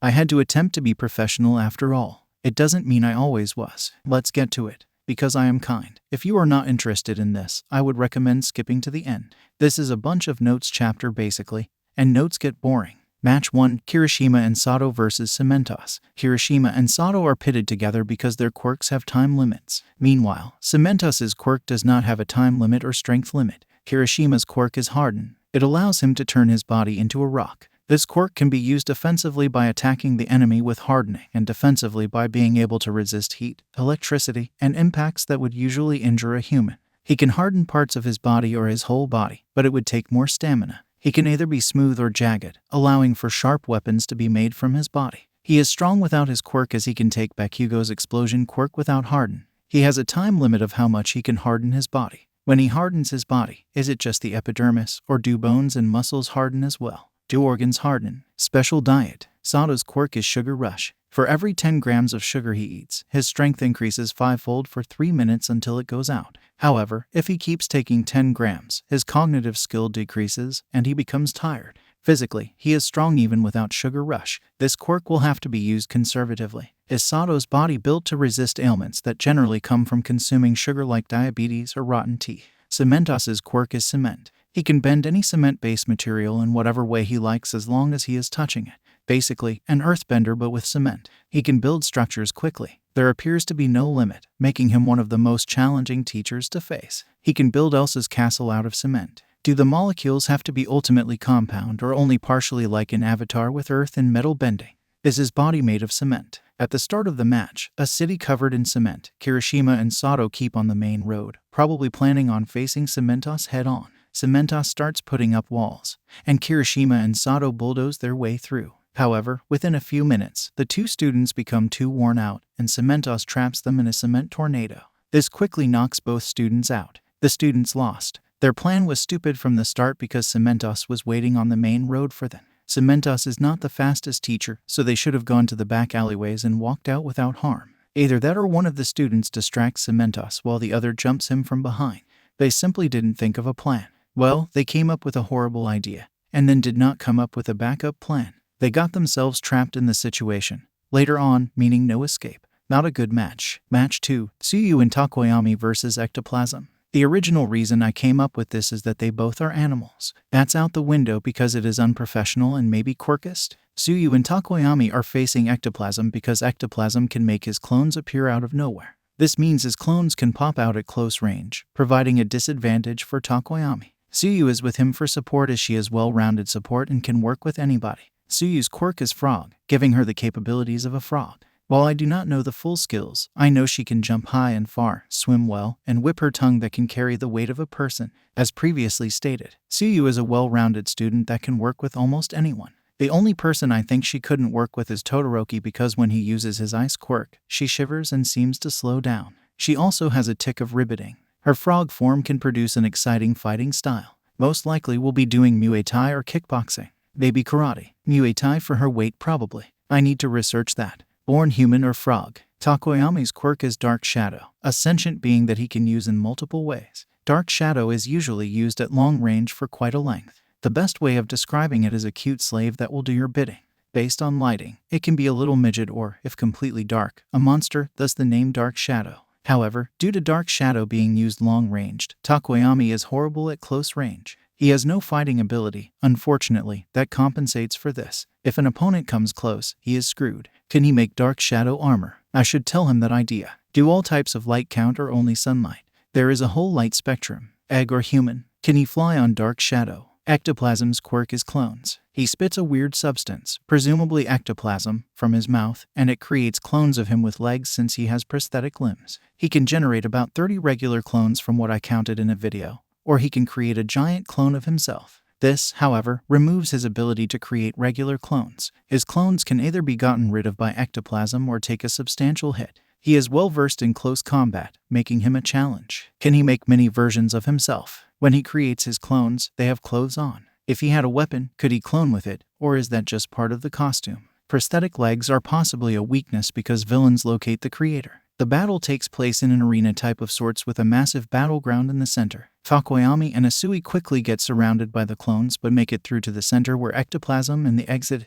Ectoplasm creates his giant form and traps the students, leaving only Dark Shadow able to move. Dark Shadow tries to fight but is losing against Ectoplasm due to him being ready to kick them away. Dark Shadow comes back for a moment. Tsuyu displays her new ability to be able to hide shit in her stomach, and she hands the cuffs over to them. Dark Shadow returns, punches Ectoplasm's fake leg, and the handcuffs are attached. Tsuyu and Takoyami win. Preferably, you do not want to be trapped at all, as it would make you a liability to the team. Takoyami needs to learn some sort of fighting ability. He is too over-reliant on Dark Shadow, and that can be devastating in a fight. Match 3, Ada and Ajiro versus Power Loader. Ada and Ajiro are facing Power Loader because Power Loader can set traps, enabling their mobility to be limited.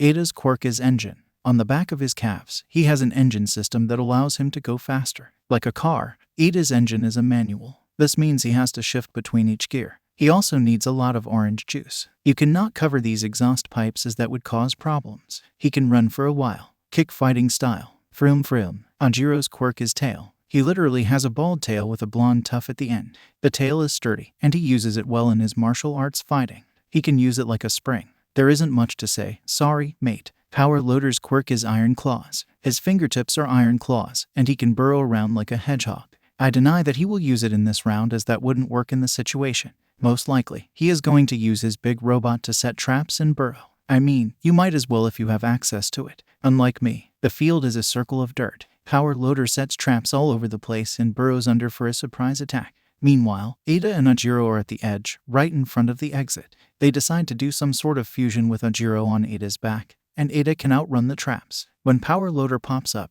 ruining Ada's grounding, Ajiro wraps his tail around Ada's leg, and Ada uses his Recipro Extend to throw him over. Power Loader tries to grab Ajiro, but Ajiro smashes the arm away and flies through the exit. They win. I personally would have stuck with the edge as Power Loader's machine is too big to go around there. The traps are also harder to set on the side. Either that or call Power Loader short. Match 4, Todoroki and Momo versus Eraserhead.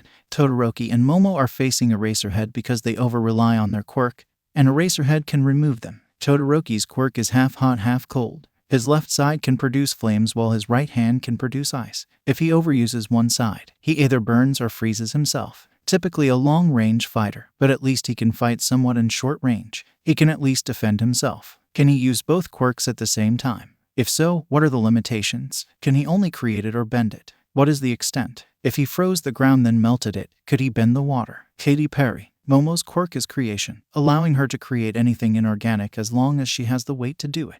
This can get dangerous if she overuses her quirk. She must reveal skin. I believe we all know that it leads to a rather revealing costume. How complicated of an object can she make? Can she make gas like midnight come from her skin? If she were to put DNA in her costume, could she create through the outfit like it was skin? Lost confidence. Eraserhead's quirk is eraser. When he looks at somebody, he can cancel their quirk until he blinks. This leads to horrible eye problems for him, like dry eye and light sensitivity. Due to fighting quirkless, he has excellent combat ability and typically wears a scarf that doubles as a capture weapon. To benefit him further, he wears bright yellow goggles to hide where he is looking. Every time Eraserhead uses eraser, his hair rises along with anything near his head, a side effect of his quirk. Dresses like a hobo. He should probably tie his hair up. You're welcome for updating his costume. Typically fights at night in alleyways. Can he erase multiple quirks at a time or only one? I should know this, but I don't. If he were to look in a mirror, can he erase a quirk through it? Phone while at it. Speed. He is the only teacher that actually goes by his real name in school for some fucking reason.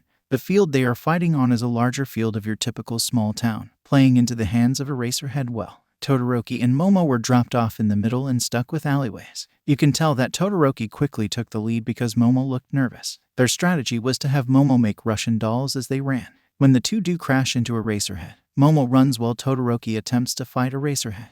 Obviously, he lost. He was tied up. He could have used his quirk while Eraserhead was going after Momo, but Eraserhead threw some caltrops below him. Momo does not make it far before he catches up, wrapping her arm with his scarf. With quick thinking, she creates a weight around her arm to slide the scarf off and runs back to Todoroki. She gets back, seemingly freaking out before she gets Todoroki down. When Eraserhead catches up, she throws her Russian dolls at him that happen to have flash grenades in them, temporarily blinding the man. Todoroki and Momo run with Eraserhead behind them and wait for him to blink. Thankfully, they were able to outpace him and get him to blink, and Todoroki creates a huge ice wall as a distraction. This gives them a chance to prepare their plan. When Eraserhead finds the students again, they are wearing a black cape. He throws his scarf at the heads, only to discover it is a fake top cover, a catapult with a replica of his scarves. Momo misses the lever for a moment but manages to pull it. Eraserhead steps back, and Todoroki blasts fire beneath him, triggering the replica scarves to harden and wrap around him.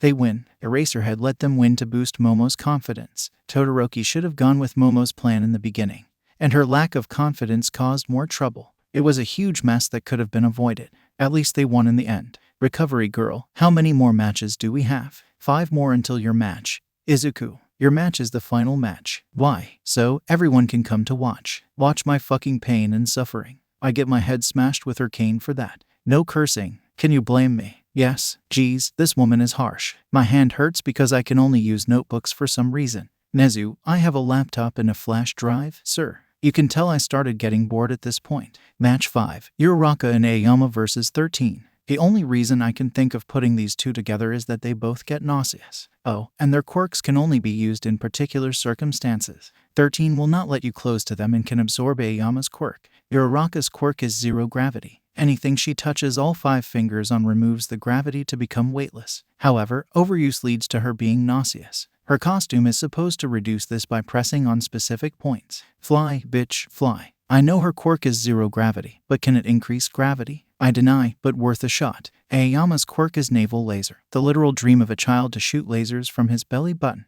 If he uses too much, he will become nauseous, and his stomach will collapse because the quirk uses his stomach acid. His costume allows him to shoot in other places like his knees and shoulders, and the belt helps it from leaking. Could he make a gun with his quirk for more accuracy? How powerful is this fucker? Bonjour. 13's quirk is black hole. They can create a vortex and turn anything it sucks into dust. This is released through their fingertips. They also trigger fear because 13 is an unlucky number. I'm going to assume they can kill humans with their quirk or anything. Powerful fucking quirk. Barely comparable to All Might, but this is as close as we are getting at the moment. The match starts in a field similar to ectoplasms with the field arena. They tried something. but I got distracted while playing Flappy Bird on my phone. I look back at the screen, and Aoyama and Uraraka are clinging to a pole to try to avoid being sucked into 13's quirk.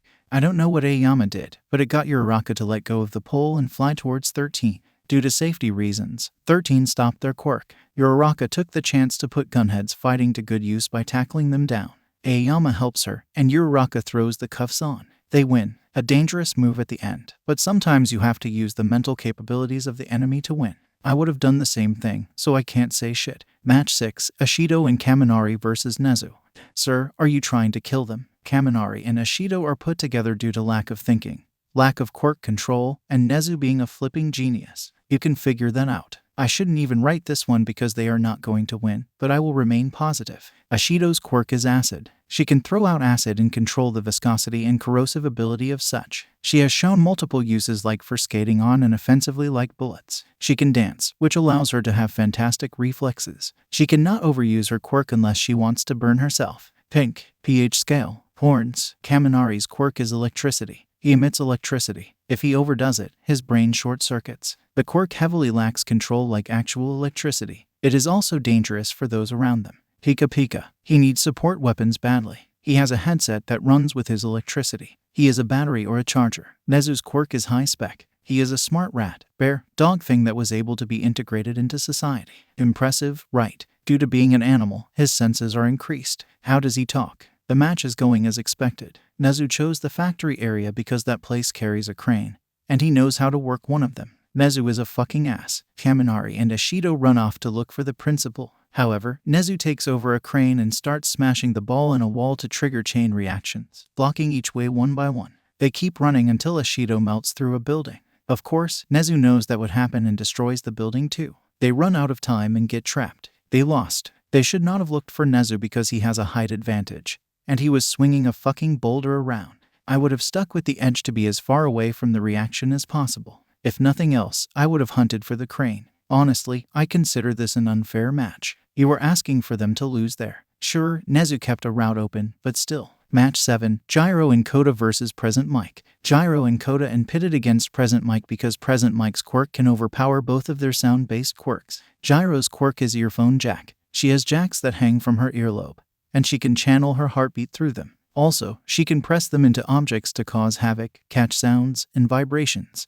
Her hearing is sensitive, so she can pick up on small sounds. However, this can cause trouble for her as Present Mike is the loudest man alive. Can she plug it into her phone? iPhone better make sure to keep those earphone jacks. Koda's quirk is Anavoice. He can control animals if they hear him. However, the command has to be heard, and he is a quiet, innocent, pure boy. He can control an elephant, mate. This is a strong quirk. Don't underestimate the innocent boy. Can he control Nezu? Humans are animals. I should ask him to control me later. I was looking through Nezu's Pokemon stats, and Koda has an E in the cooperativeness of all things. Bad boy. Present Mike's quirk is voice, allowing him to be the loudest man in the world pretty much. He can also change tone and pitch. His voice is shit at traveling underground. He has much control over his quirk, so he can sing or talk however he fucking wants. If he were to scream into the air, could he separate the clouds? Can he get a sore throat, or does his quirk protect him from that? Fucking drama queen like me. The fight starts in a forest, surprisingly enough.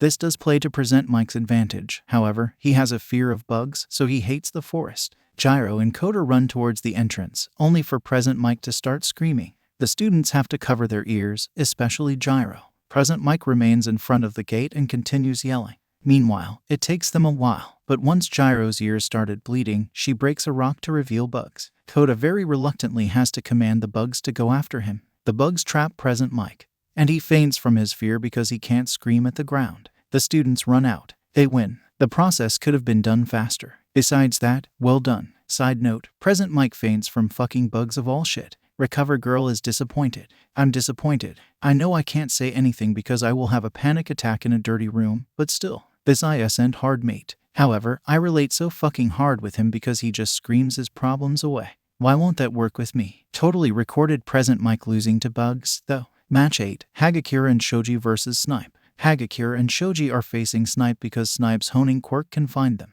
Hagakure's quirk is invisibility. She is literally invisible. She removes her clothes to be completely hidden. However, this leaves her naked, so shoot her with a gun and she is dead. I have never seen her visible, and I don't know if she can. Apparently, she has a move where she can refract light with her body. She is meant for surprise attacks. Was she born invisible? I feel sorry for everyone in the hospital if that is the case. I feel like if she screamed she was naked, she could win a match quickly. Awkward. Shoji's quirk is dupli arms. His quirk allows him 6 muscular arms where he can produce body parts like mouths and ears, providing an increase in senses as he can move it around.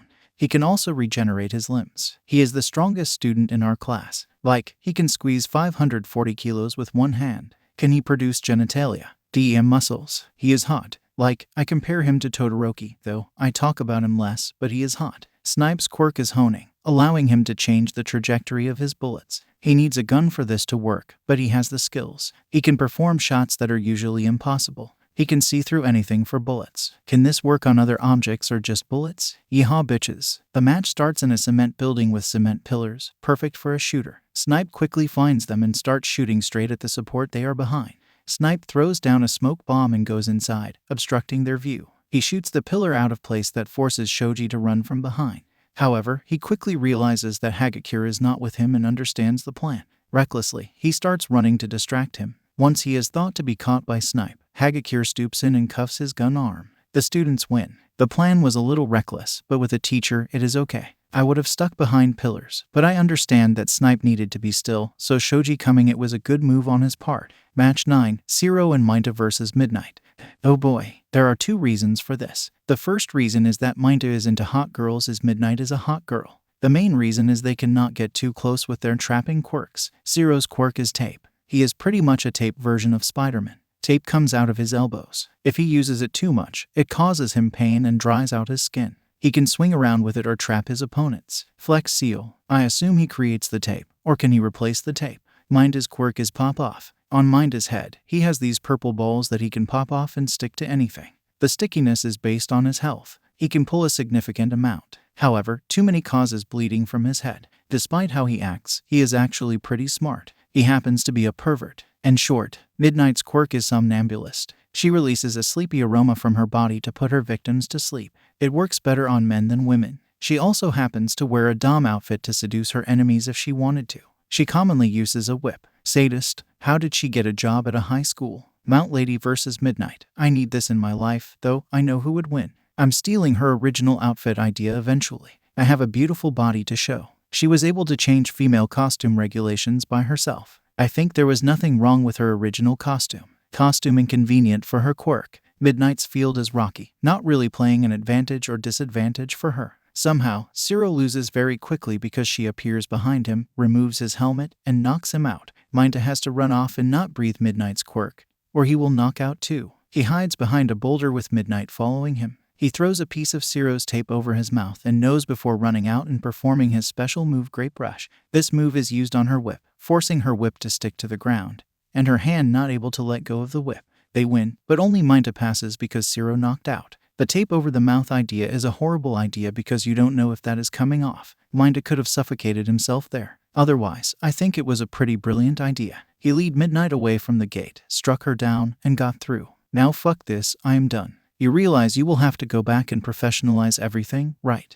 Nezu asks as I hop up, spinning around like a ballerina to get rid of my energy. Whatever, I wanna fight, bitch. Send All Might at me. I got this, I scream, way too excited to be facing the #1 hero with my arch nemesis. I was already forced out of my hero outfit, so I'm wearing the UA gym outfit with my famous red shoes. I don't know why, but they are. I'm curious to see what you will do. Of course you are, now. It's showtime, darling. Warning, suicide reference and attempted. You know, there are a lot of ways to take down All Might. I could electrocute him. I could punch him in the balls or his side where it really hurts. Before you ask, yes, I know of All Might's injury. I don't know the specifics, but I know he prefers his right over his left. You have to pay close attention to notice that. I could do a stripper dance to throw him off. Basically, there is a lot of bullshit I can pull out of my ass. However, I am extremely limited with all my support items taken away. My original plan was to use Bakugo as a scapegoat while I prepare a plan and take down All Might. Well, apparently, there was one more rule that is in the challenge for me. The reason they didn't mention it was because they knew it would offend Bakugo. Before my round, Shouta pulled me aside to make sure I wasn't bringing anything illegal inside. That is when he told me the final rule. I cannot let Bakugo be knocked out. If he knocks out, it is an automatic loss for me. I call that bullshit. Pretty much, every plan is out the window. I have to keep Bakugo alive, a boy controlled by his impulsive ID, and I have to face All Might, the #1 hero. Then, they have me belittled to the quirkless boy that my technology hides. The harsh truth, but it's a reality I must accept. So what do I have to work with? I assume stripping is off the table, though I will keep that in mind for a final resort. We have Bakugo's anger that I need to turn into an advantage. And a hero who saves everybody. Wait a moment, saves everybody. If I try to fight him hand to hand, even with Akaguro's training, I'm fucked. All Might's quirk is too strong to overpower. I wouldn't bother to face him with Cat. I might confront him with my batons, and I would still take a hit, at least. I always believe there are two types of battle. A physical struggle is a battle that everyone sees, which appeals to the senses. Meanwhile, a mental struggle is a hidden battle behind closed doors that most people remain ignorant of. I have to fight mentally and emotionally, as both of those are kind of the same thing. This might end in me going to a psych ward, but oh well. All Might's battleground is a city landscape, where he typically fights. Unfortunately for me, they locked the stores, so it isn't like I could go to Walmart and build another cat or something like that. I'm entirely quirkless. My clothes don't even help me, as I'm wearing a UA gym outfit with red sneakers. Bakugo seems ready to rumble. I look around, absorbing every detail I can. I can't go too far, or I will get lost. I see my exit point, though, not your typical exit point like where I'm supposed to be going. Bakugo is already sweaty AF because I can smell him. That means to stay the fuck away from him because his quirk is prepared to explode. Hey, Bakugo, what's your plan? I'm facing All Might, and you're going to stay out of the way. The Chihuahua exclaims. I can't help but burst out laughing. What? You have not won against me, yet you think you can face All Might, a man with the most powerful quirk in the world. Is this a joke? It must be. I bend my knees to get ready to run. What did you say? You heard me, Kakin. You might want to beat me first unless you want me to take your thunder. I sing his old nickname with a smirk decorating my face. Round 10. Ready, go. Diku. Bakugo screams and blasts forward to attack me. Stupid move on his part, I'm his teammate. But this is the reaction I wanted, so it all works out. I slide to the left to avoid him and dash into the alleyway. Get back here, Deku. Face me like a man. Too bad, I act too gay for my own good. I run towards my destination in mind, the fire exit with stairs on the side of the building. I start climbing, having my shirt was singed multiple times along with my neck once as I climb to the top, but I mostly outspeed him. When I get to the top of the staircase, I climb the ladder onto the roof and run towards the edge. Deku, what are you fucking doing? I slow down, stopping to look over the railing, reminiscing on memories. And if I am correct, come out wherever you are. All Might screams echo throughout the city as a force of a tornado runs through the center, destroying the entire main street. I bend down to keep myself from flying off the fucking building. That is a show of his power, even with the weights on. I ain't stupid enough to face him with that. It doesn't help that his tone of voice has completely changed. Diku, what are you even doing? Bakugo tries to run forward to attack. I sidestep him to avoid the attack. Just give it one moment and now. What are you two doing on the roof? You really think you can hide from me? What is up with everyone screaming? All Might easily hops onto the roof that took me 5 minutes to climb. He almost blows us off, but thankfully, there is a railing. Show off. I could do that if I was allowed my gear. I will forever remain salty over that. He has a completely different demeanor. He looks like a villain, more specifically. He looks like fucking Sans from Undertale with the one glowing eye. It happens to be blue too. Conspiracy theory, All Might is Sans. Unfortunately, there isn't a goddamn reset button. I should be trying to make sure I don't die. I can see Bakugo shaking in his boots because All Might is doing the same thing as staying an eye. Suck it, pussy. I look at All Might with my signature psychotic grin. Actually, you are where I want you. I assume you heard this loud ass beside me. Bakugo growls. What makes you say that? I'm going to be honest, for once in many times of my life. I don't stand a chance against you physically, and I don't feel like breaking my back today. Recovery girl would have all our asses here. It doesn't help that I have none of my technological items on me. Obviously, Bakugo is done with my shit because he tries to attack All Might while he is distracted with my shit. Emphasis on tried. All Might grabs his face and throws him off the building. Welp, that is one obstacle out of the way. He should be fine. Shouldn't you be worried about your teammate, young Midoriya? All Might asks. The dumbass is too stubborn to die. He will probably take a moment to recover, but we will worry about him in a moment. Right now, it is between you and me. With a smirk, I walk over to the railing while facing away from All Might. Please don't follow my example because this is the stupidest thing I have done yet. I have a speech, though. Before you decided to destroy the town for a show-off reason, I brought Bakugo up here to reminiscence on times. Remember 10 months before the exam when you told me that a quirkless can't become a hero basically? The day of the slime attack. The day I saved Bakugo from that slime attack. The day the slime community cried because the slime got arrested. They didn't even get a chance to turn it into crunchy slime. I know you're old, so I have to make sure. Of course, but what does that have to do with now? There is one detail I left out of there. I crawl over the railing. Midoriya, what are you doing? I completely ignore that statement. Finally, I face him. That same day, Bakugo told me that, in order to gain a quirk, I need to take a swan dive off a roof. I chuckled darkly. Coincidence to the max? Huh. What about the exam? I am impressed that he's staying calm. That is the least of my worries. It was nice meeting you, All Might. With that, I let go of the railing and fall back. I fly through the air with nothing trying to hold me down but gravity itself. I pay very close attention to my descent because I ain't dying from this either way. They forgot one item when they checked over me. They forgot my shoes. Yes, they look like regular red shoes. However, they have shock absorbance on the bottom, so it will take some damage. I will still get injured, but it will at least keep me alive. Though, after this stunt, not sure if I will want to deal with Shouda's bullshit. Before I can upright myself for landing, I feel myself get grabbed midair. Without looking to see who it is, I grab the handcuffs and slam it on their wrist as we land.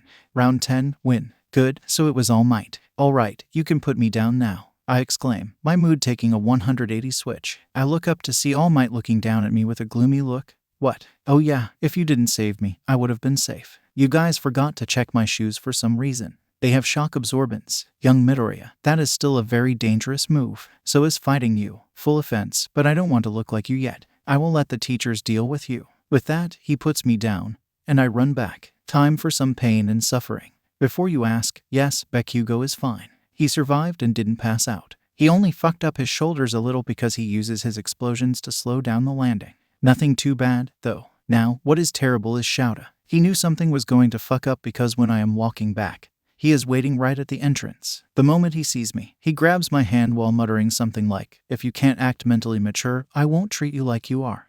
I don't get it. Anyway, he drags me straight to Hound Dog. For those who don't know, Hound Dog is our counselor of UA. Hound Dog sits in a chair with Shouda and I sitting on the couch across from him. Oh, and Shouda is still holding my hand. I guess he thinks I'm going to get up. He isn't wrong. How are you doing, Hound Dog? I haven't had the pleasure of meeting you personally. Hi, I'm Izuku. I raise my free hand for a handshake while offering him a smile. Hound Dog holds a confused look, shaking my hand before looking over at Shouda. Yes, he normally acts this way. Shouda decides to add while I get my Germex out. That is good to know. Now, what has happened to lead you both in here? Hound Dog asks. I personally don't know, so I'm going to let Shouda continue this before I get punched in the stomach. Shouda sighs, finally letting go of my fucking hand only to wrap me in his scarf to keep me there. I glare at him. You don't even deserve to do that after what you did, Shouda growls. For his final exam, he decided that faking suicide is the way to winning. I know this is the wrong time to play with fire, but it worked though, didn't it? I even had my shoes,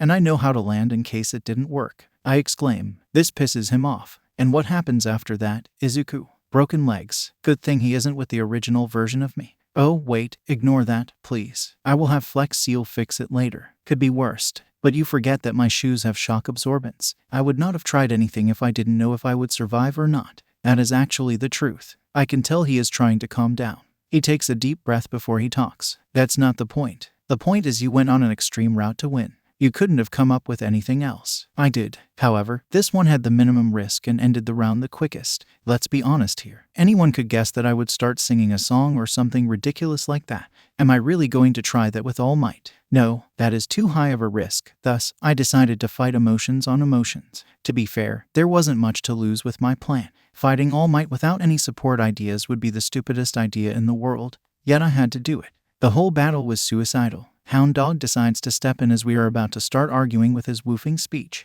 There is one matter you forgot to consider, Izuku. You forgot to consider the emotional repercussions of your actions. This will have an effect not only on you and Aizawa's relationship but also on everyone who is watching as well. This will extend outside of the exam.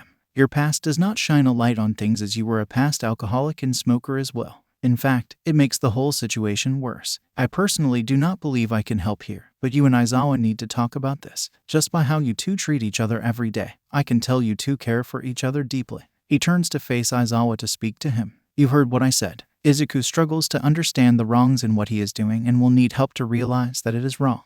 I don't know if he is denying it, if he knows it and is making a joke of this somehow, or he seriously does not understand it and blocks that part of his brain somehow. You will figure it out faster than me. I will let you two speak by yourself here. There is a lot of tension. With that, Hound Dog got up and left. Jesus Christ, he left me with Satan. God, help me. Nope. Alright then, time to talk about our emotions.